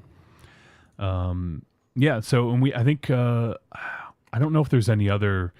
I can't. None come to mind, but I think there might have been some other virtuoso guitarists who Coxon joined. is a guy who I think could have replaced either of the guitar players in Guns N' Roses for a thing of time. Yeah, I could totally see that. Yeah, for sure. He's got he that definitely style. can do that hollow-bodied, like really open Keith Richards, thing, and he has him and Slash have some comparable elements in their playing. Yeah, it was so Slip of the Tongue, I think, was the Whitesnake album. Yep. Right. So was that it? Yeah, I think it was the album. So 88 to 91, I think, was when Steve Vai was in the band. So yeah, so there you go. So that's my music recommendation. Go check out Richie Kotzen. He's got a shitload of albums. Like I think I have. I forget what record Save Me is on, but it's on Into the Black. It is a fucking stirring song. If you looked at the lyrics of this on paper, you would think it was like, an 8th grade goth girl wrote it when she was angry. My apologies, Mr. Coxon, but to actually hear the song, like it's on my running mix.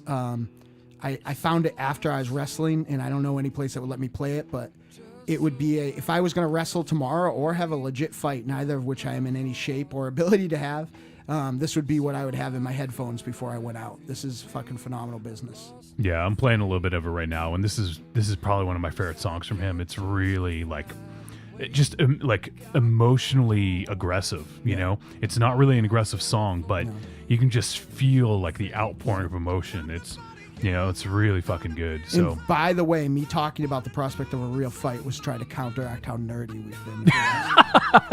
Yeah, no kidding, right? We should talk about beer and boobs, right? Boobs. So here's a little bit of "You Can't Save Me," a Dynamo mentioned. It's one of my favorite songs from him. So fucking good. I was mortified to realize that after Motherhead's family reunion, Coxon had so many great records that I know about. Till Wolfie pointed out to me that he was still doing stuff. I'm still a creature. There's a different animal out there that you can't. Michael Ravenshadow is the extreme version of it, I think. Hey. But my first instinct isn't to look up, I wonder what this band is doing that I haven't heard of in a while. The bands that I keep up the most with are the ones that are good at having newsletters and it never crosses. Like Mike Keneally is somebody who I know what he's doing because I'm in a male group, or Matt Nathanson. Like so many bands, like I just lose track of, and I'm not that guy that like, let's go see what these people are doing. It's so hard these days. I mean, like it's like social media. There's just so much static out there, and it's we like so many bands that it's so just impossible, to keep up. And even if you have a good app like Bands in Town, here's a perfect example of it. There's so much static every day on my Facebook feed and in my emails that Alkaline Trio, who everybody knows is in my top 5 favorite contemporary bands ever, maybe my favorite contemporary band, played in Boston. And I didn't know it until Bill by Force and Myra texted me to ask where I was. Mm-hmm. How does that happen? How does, and I went back and dug through a million mails, and sure enough, I had an email about it and a reminder about it. But like, it is very hard. You're 100% right, Yeah, and then when you get something like Facebook where you can follow your favorite bands, then they fucking take the ability to follow them out. Right. Like it's fucking stupid. Like now, if you're Tiny White and like 3 bands ever, you'll find out that Howard Jones is playing up the street from you. It's true. You'll wake up to an anxiety attack amount of texts from him. Yeah. So I guess that's it for the double tap. We have some feedback to get to. MZ, what are you going to hang out for a bit more, or are you going to take off? I'm going to take off. All right. So let me cue up a promo real quick. Yeah. Real quick before Monsters Inc., I have to apologize. Somebody brought it up, and somebody brought it up just now. Yeah. I am on a diet right now where I take in about 5 to 6 gallons of water every single day. 5 to 6,000 calories. Yeah. I wish. I ate I love Wednesdays because I eat like a pig and drink soda, but that's why I keep having to get up to pee. My fat diabetic body can't handle all this water right now. Hopefully, when I get skinny, I can. I'm sorry that I got fat. Yeah, I will slim down. I will slim down. Holy shit! Real quick, I'm gonna derail the show so you can find it real quick afterwards. Did we talk about the Wesley Willis show and what I found? No. All right, I'll send you a break in the. I'll send you a link in the text. It's pretty fucking phenomenal. All right. Before MZ says goodbye, what I'm going to do is, we've never played this on the show. It's just spoken word, but I'm going to play the intro to the Big Scary Monster Hunts at Midnight, featuring our own Andy Christ / Kevin Barber, because it's fucking hilarious. Oh, it's great. So if you have not heard it, you'll get a chance to. It's just like, it's like a minute and a half. So we'll take a quick 1.5 minute break, and then we'll come back and we'll do feedback and finish up the show. So, MZ, why don't you say goodbye to the folks? Goodbye, folks. Arrivederci, douchebags. And we'll be right back. So nice of you to take a break from your clubbing and carousing to visit me. Would you like to hear a story? A scary story? Well, here goes. Once upon a time, in the spooky forest, there was a hungry beast. As the bell struck 12 every night, it would crawl out of its slimy cave to look for food. What's it eat, you ask? Well, bad boys and girls, of course. Boys that eat too much candy. Girls who drink too much booze or stay up to all hours dancing and shaking their special parts and rubbing up against other bad girls. But his favorite treat of all is when he eats evil boys and girls who kiss and hug boys or girls that are not their husbands. Boys and girls who sometimes don't even know each other's names. Touching, drinking, dancing, rubbing, kissing, grinding, kissing, sucking. It makes him so hungry. So, if you're a bad boy or girl, beware. Because the big scary monster hunts at midnight. There you have it. The intro to the big scary monster hunts at midnight. Pretty fucking fantastic. Dynamos. I know we probably won't ever play that again on the show, but is there any story to tell behind that? No, it just was the, it was, we are so rotten for talent. Sometimes I, realize that, I don't utilize everything that we have, to do awesome things as much as I should. And I just pitched it to Andy Christ and he was down and we did it and he recorded it and sent it. And it was fucking awesome. Sure was. I wish I had thought about it with enough time to put a little bit of music with it maybe, but I think it works perfectly like that. If anything, maybe some sound effects in the back, like some of those records that we used to grow up listening to. Yeah, what I wanted to do, when I first got the idea and kind of scragged it, was have the record noise, Oh, right. Yeah, I gotcha. So what's this thing you sent me? So I've fallen down a rabbit hole of watching Wesley Willis. This is a show from Lexington, Kentucky. If you go till about 8 minutes, he's doing some phenomenal milk drinking right about there. Is that close to 8 minutes? 7:42. I would say that's good. So we'll talk over it for a second. Do I need to play the video? Yeah, I would play the video if you can play the video, if you can get it in the... Hopefully YouTube doesn't get mad. Well, I don't know how stringent they are on Wesley Willis's copyright rights. Well, yeah, let's see here. I think once you see, we could argue... We have a unique argument with YouTube against this song. Keep setting it up. Yeah, so I was just watching this song, and it blew my mind apart. I had to go upstairs and get my special lady friend to make sure I heard what I saw. Heard and saw what I saw. As you all know, Wesley used to hang out when he was up. Not because he was necessarily, I thought, friendly with us, but I did know he had a relationship with our bass player. And... this wasn't something... This isn't a stunt because he was in town. As I said, this is Lexington fucking Kentucky.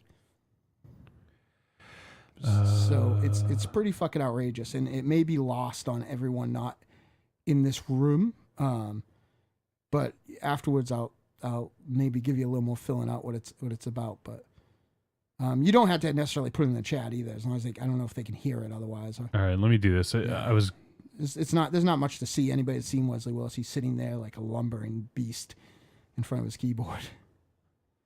All right, I'll do video. That's what we'll do here. All right, I'll do screen capture. All right, so let me just make this big, and then we'll go and loud because it's a little muddy, All right, because it's from somebody's crappy old camera.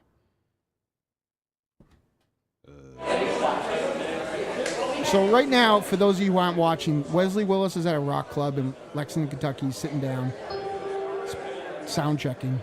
He just headbutted people because he's got that fucking mark on his forehead. He calls someone an asshole.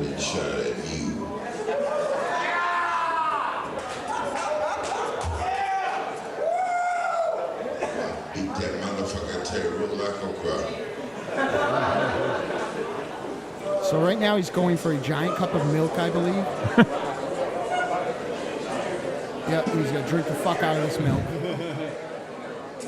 Yeah, he's got like a huge like solo cup full of milk. Oh, sweating like a dog. Oh, it's fucking gross. Seriously, It's fucking disgusting. Yeah, but ready for those who know to have their mind blown apart. That makes Bukkake All right, look like hold on. Hold on, Raven. All right, hold on.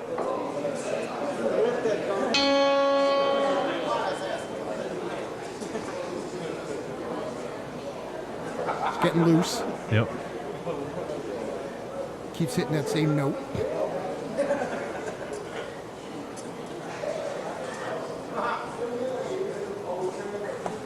Getting his preset ready.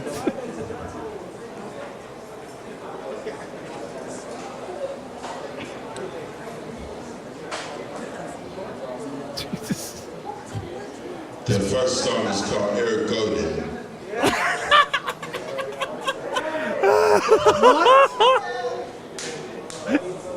Wow. What? Does he do a song about our gun?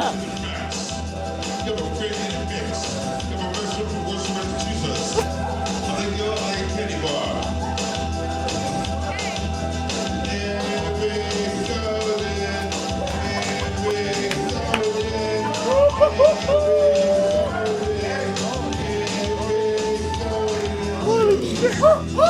Drop my phone.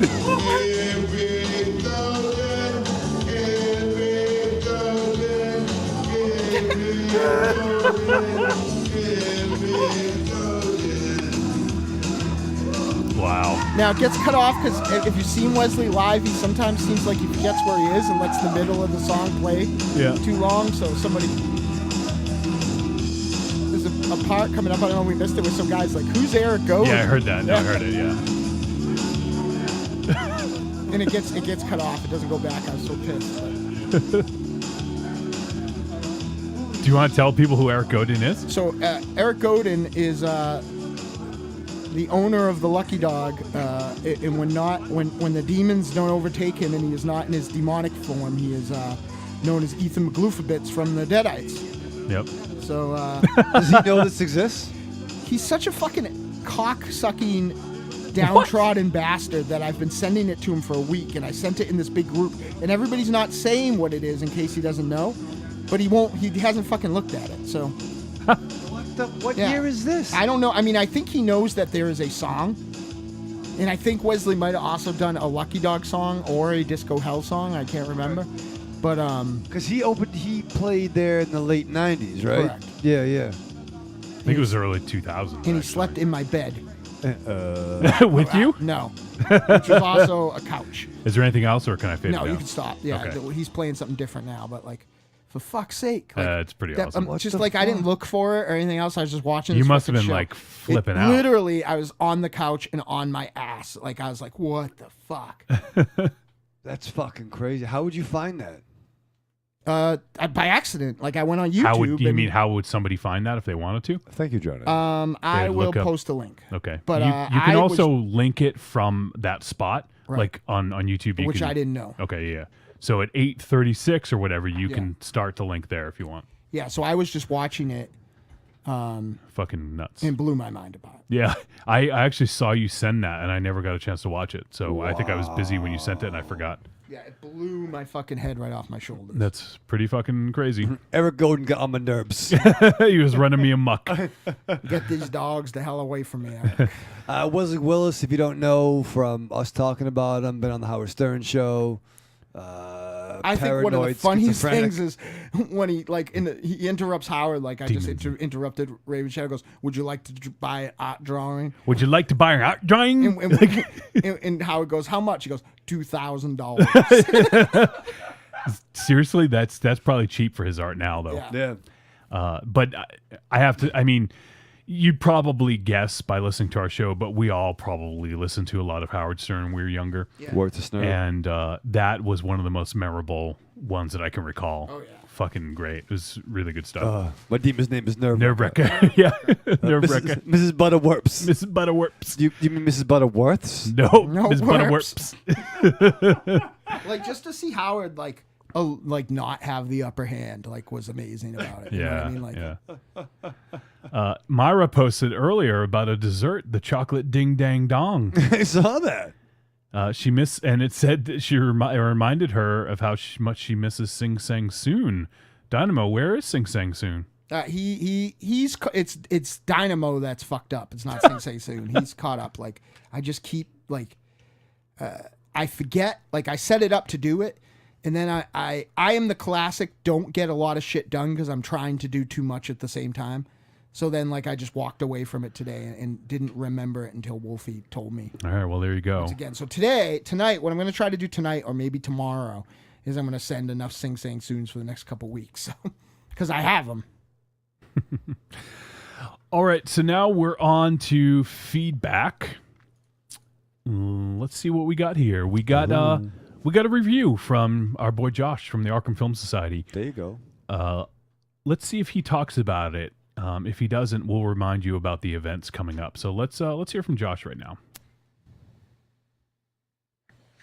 Take it away. Hey guys, Josh from the Arkham Film Society here.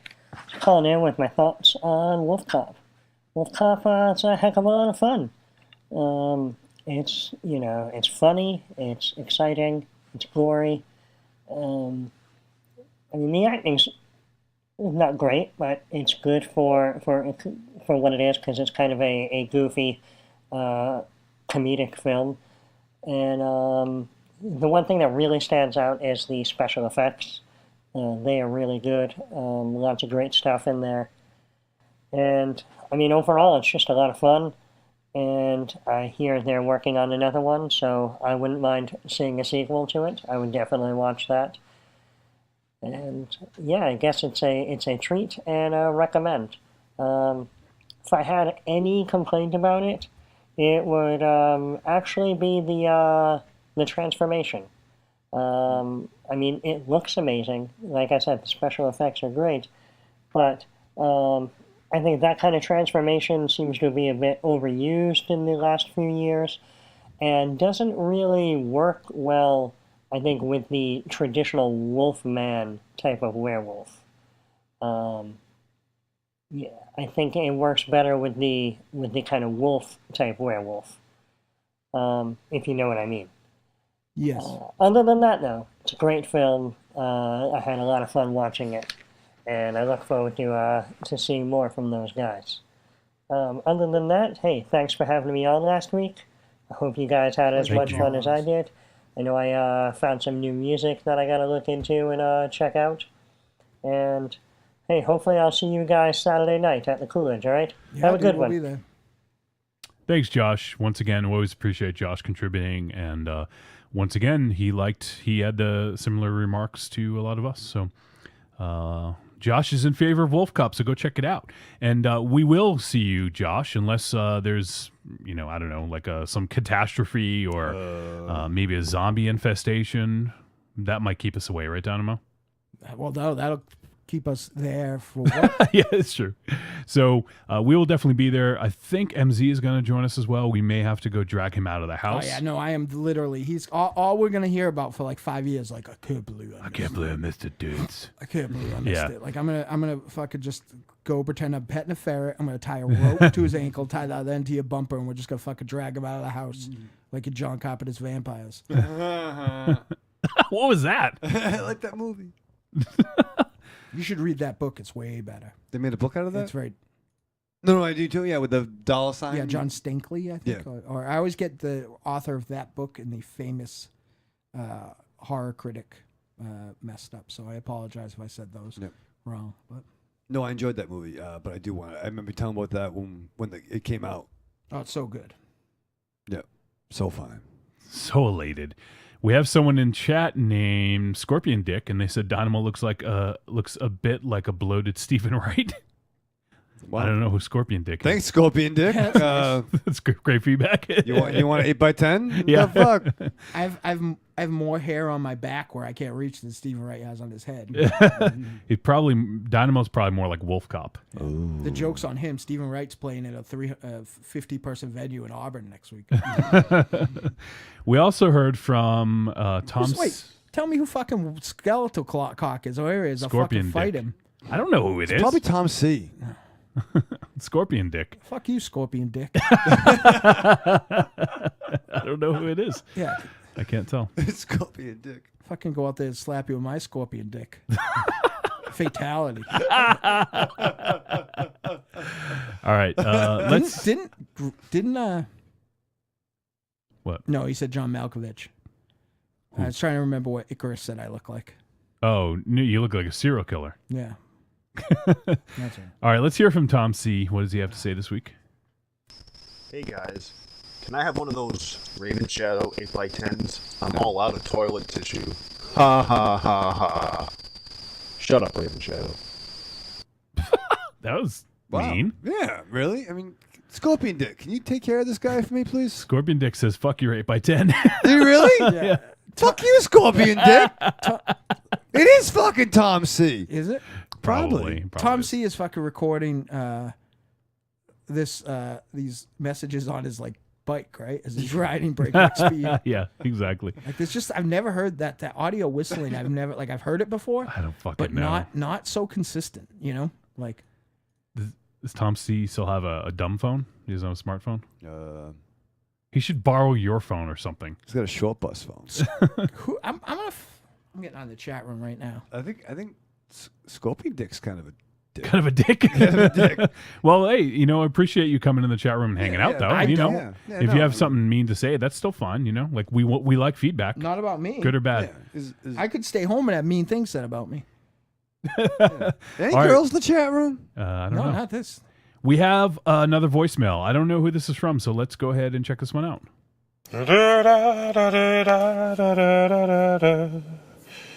It's just Elmer's too. Oh, hey, hello, Deadites, how are you? Oh, just here to remind you, Saturday, Arkham Film Society, Brain Damage, the film, be there or be fucking dead. It's just Elmer's too. Holy shit, we just heard from Aylmer. Oh man, my balls are on my esophagus. First Wow. Wesley Willis, now Elmer. Like, wow. That's amazing. Wow, I didn't know Aylmer listened to the show. He's a huge fan. I just hope Aylmer doesn't, like, what is that thing he does? He doesn't possess you, but what is it, Dynamo? What would you say? It's like he nests in you. Yeah. So, Aylmer, stay away from us. Yeah. We like your movie. We like you. We think you're a pretty righteous dude. But, stay away. But if you could deal with the Scorpion Dick, that'd be helpful. Yeah. Go visit Scorpion Dick. That was pretty fucking cool hearing from Aylmer. I'm still mad about Scorpion Dick. It's probably Tom C. just trying to be outrageous. Yeah. But Tom C likes me. Yeah, but Scorpion Dick doesn't. No. Well, he doesn't like Raven Shadow either, so that's why. I've lost a lot of. All I do is fucking pee in 2015, but I've lost a lot of weight since January on this diet that I read today. Diabetic shouldn't be on. How much do you lose? I want to wait. I have a new target goal. So what I would like to do is do a weigh-in next week or the week after and start working towards that goal. Oh, weigh-in Wednesday. But I'm hoping that I have. How can I word this? I'm hoping that I have a appearance by that day to have a gold day. You know what I mean? So. Oh, like in court? I've already got past the easy part. You already lose a lot of weight over a certain amount of time. Now I'm in the I gotta fucking work hard way. But I found out this diet that I'm doing with tons of water, I shouldn't do if I'm diabetic. It might kill me. So I gotta stop that and try something different. My small broken kidneys can't support that amount of liquid.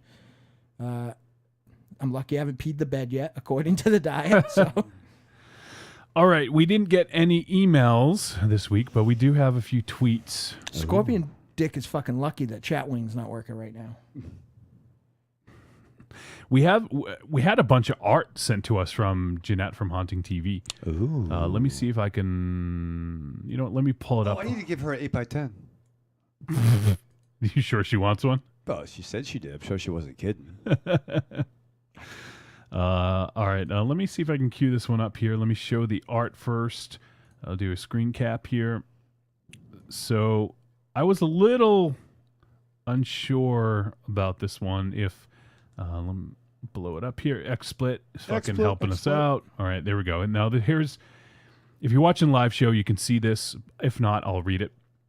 It says, hey, what do you do for a living? I kill zombies. And then the other person says, but they don't exist. And the other one says, have you seen one before? And the other person says, no. And the other person says, you're welcome. There you go. Does that sound familiar? Yeah. All right, so that's what the art looks like. And Jeanette sent a tweet that says, I feel like you would say something like this to us. And I said, I think one of us did say that. And she said, so actually this comic was one of you guys specifically. Was it Tiny that said that, or was you? Probably. Okay. So I thought that was kind of funny. You know, I didn't, you know, I guess that was a comic based on something we said on the show. And I don't know, I should have asked her. I don't know if this is her artwork or not, or if she found this and just sent it to us. But that's fucking cool. So here's where they're available, so I could purchase them for my wall. Yeah, so I don't know, Jeanette, if this is the one of there's a kid in a clown outfit. I guess it's like, what, Halloween, right? Yeah. I mentioned Jeanette on Unchained with Bobby Chain. She probably shouldn't listen. Probably not. And holding little knife, and then it's got a shadow of, I guess, would that be Michael Myers? Yeah, it looks like, yeah. Okay, so it's he's got the clown. I can't see, but it looks like maybe he's got the clown mask in his other hand. Yeah, so pretty cool little thing. That's fucking amazing. Yeah, and the accompanying thing says, the tweet says, creepy voice, trick or treat Johnny Wolfenstein. Oh. So that's kind of freaked I'm me out a really little upset bit. that she doesn't like me the best. Well, maybe, you know. I said that's pretty phenomenal. Is that someone coming for Wolfie or possibly his origin story? And she said, I kind of see it as an origin story. Wolfie's origin story involves getting caught up in a pile of wires like C-3PO. And then she messed up her tweets a couple times and had to correct her typos. And she says, I English good. And then I asked her if she went to the Raven Shadow School of English. And then she replied, Bombaleo. Oh, Snoop, now accepting applications. Love the Why the Last Man little business you did. Oh, my God. I love that one thing I That saw. one thing you did. They posted up another one for a comic review. Did you see that? I'm still watching it on the third time. I haven't watched it yet. Let me look up what one was. I can't remember. Yeah. I am in the middle of the How We Die from last week. You mean Watch Us Die? Oh, we'll post that up in a sec. That's fun. I can't find. Oh God! I just saw Dynamo's gut. That was a present from. Yeah, it was a present, all right. Coop and Marz for him, and he violently refused it, which hurt my feelings. It's the wrong size. Return it. This is pretty awesome, though. El Goro posted a picture from basketball that says, I swear, you guys rep on me 13 or 14 more times, I'm out of here. And he says, Michael Ravenshadow, the struggle is real. I don't know what that means. It means we were ripping on you for not watching the movie. You don't have to watch the movie. Oh, their latest comic review was pretty deadly. So Us? No. Haunting TV. Yeah, but this is Trick or Treat Radio. You are a fucking idiot. You put the imp in incompetent. What does that mean? Have you got any of you guys checked out Pretty Deadly? It's fucking the shit, dude. Where the hell is this fucking fantasy world where Myra is, where all desserts are $6? That's pretty expensive. $6 Planet. Are you kidding me? Like when I was rocking the Reese's Pieces Sunday, You could buy a fucking. I had a $21 a week Reese's Pieces Sunday habit. Yeah. So there's a couple things going on in the chat room. Todd, aka Tom C, says, I'm not Scorpion Dick. I fell asleep and just woke up. I don't know what's going on. And Scorpion Dick says, I'm sorry I was mean. I don't forgive you, Scorpion Dick. Tom C says, whoa, I love the Halloween art. Scorpion Dick says, I'm just mad at myself for dynamoing my pants earlier. Is it an 8?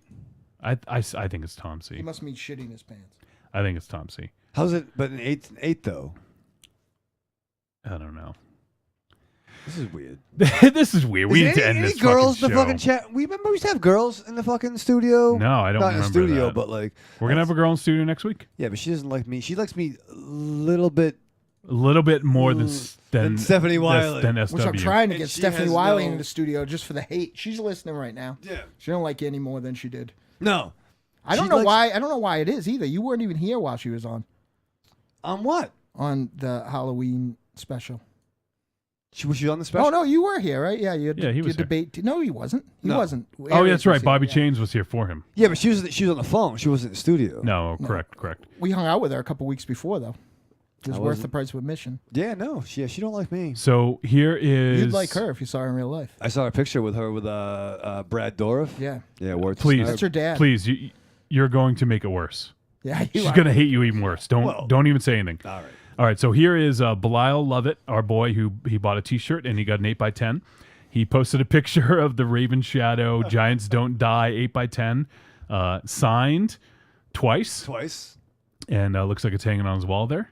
What do you think about that, Raven Shadow? You know what? It's got a nice poster. You put a poster over a poster. Yeah, death proof. Yeah. You know, it's What are you nice. thinking? No, I'm highly honored, Belial. You my noogie. You looked good there. What happened? I know. It took it downhill after that. Yeah, that you was really a did. moment in time. Your life jumped on a toboggan. Yeah, it went downhill and over a cliff. So, well, over thank the you. river and through the creek. Thank you, Belial, for sharing that. Thank you, Belial. If you get a picture of you in a Deadite shirt, I don't know. We'll do something right down, and we'll send him a song maybe or something. Belial Lovett's. I meant to re-look this up, so maybe you could post it. Belial Lovett's in a dope band, right? Is he the one I'm Yeah, thinking of? a Genki. I feel like a dick now. I forgot. Genki Panic. That's And it. the Gank Robbers. No, Genki Panic. Genki Haraguchi. No. He's got a pretty sweet fucking Bane mask. I'll tell you that much. So yeah, that's the name of his band. Just double check. Let's get It Belial is Lovett on Genki Panic. Belial's from. So your 8x10 is in Tennessee right now, Raven That's Shadow. fucking exciting. Tennessee. And you're going to be international. That's what's unfortunate. You're going to be in Canada. Oh, Snoop. I think is he really from Tennessee? Because I am really trying to make it. You want to get political? I am really trying to make it for people from there to the Midwest, and then in the Midwest can start voting again. But everybody from North Carolina on can't vote anymore if I have my way. Tom C is trying way too hard to defend the fact that it's not him, so it is him. Yeah, methinks thou protest too much. He says it's not me. I'm right here. So it's. Though, just by going by his voicemails, it's hard to believe that he could be rocking two different chat wings at a time. It's true. Though, those voicemails make Michael Ravenshadow's voicemails sent like they're by a team up of Edison and Tesla. So. Yeah, he actually makes you sound like crystal clear from when you call in. Yeah, you're welcome. Oh shit! It's El Goro's birthday today. No kidding. With today or It's, tomorrow? well, midnight after midnight. So if El Goro listens to this, Happy birthday to Happy birthday, El Goro. Your birthday's in relation to Tiny White. Only 3 days apart. Snap with a step. Yeah, Happy that was birthday, crazy, El Goro. huh? That I didn't know that. yeah, Snappy Whippersnap has the Whippersnap, same birthday. Snappy Whippersnap as and Tiny White and his- Sven McNamara. Yeah, that dick I went to high school with, Sven McNamara. Sven McNamara. That kid's no fun. All right. Well, I think that's it for Us. tweets. Yeah. I think that's it for everything. We had a. Let's see. We're doing pretty good. We're about 3 hours right now, so There we you need to cut it out. Right. That's Canadian. That you could tell that was Canadian. What was that fucking asshole talking about? Dave Coulier. No. What asshole? Not Monster Zero? At least Dave Coulier got blown in the theater. I'm talking about Monster Zero. You know, Canada's weird. Yeah. You can always tell. They got cars. All right, Raven Shadow. Anything to discuss before we head out? I got some PAX stories, but maybe a different time. Oh yeah, I went to PAX 2 one day. Not Sunday. I didn't go to PAX. No, at I all. went on Friday because you were texting me and I was like, I can't talk. Oh yeah. Was that where you went? Yeah, I was. I didn't see it, but apparently, as an exhibitor, there was free food and also free massages. What was that he were mad going at around. me about that he kept texting you? No, he only texted me twice. Oh. Yeah. What was he mad at me about? It's the only reason he comes out of his hole when he's angry at me. Hey, It's like the reverse whack-a-mole. Telling you, listen to Unchained. I say some very nice things about you. I suspect you don't. I kind of. I listened to the whole episode. Well, actually, I'm almost done, and he did say some nice things. I'll find out from. I said some. Oh yeah. Just like he'll see NCW from your perspective. Well, what's funny is that I could tell. Listen to the episode. I could tell Jesus. Chains didn't tell him because he would have listened to it 3 times. By now. Yeah, exactly. You're gonna be what he fucking said. We fired up text at 2 a.m. I tried defending you. Yeah. I'll repeat one thing I said. No matter what I said, good or bad, your crazy brain will twist it that I'm trying to poison you somehow. So you are. What's in this fucking Narragansett? Yeah, you brought that, sir. Shit, piss beer. Yeah. All right, Wick beer. Wick beer with your cheese, and your bread, gallon of milk. a gallon of milk. Wait, was he Willis? No. That's weird, right? Drinking milk when it's hot. That's weird. It's fucking gross. Yeah. Yeah, I can't imagine why he had a fucking heart attack. You know what? I should have double tapped. I almost did this. I almost double tapped wheatgrass just to see what Boss's Hero was gonna say. That would have been You and your fucking weak, you hippie. Tom C says Unchained was supposed to be me and Chains, and I haven't even been a guest yet. It's a fucking story of your life, Tom C. I can't get on a show. You and Scorpion Dick do a program.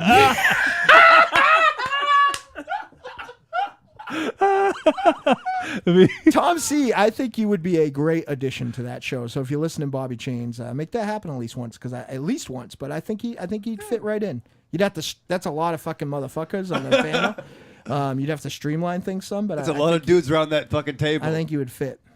Yeah. I think you'd fit great. I think Tom C would be a great addition to any show.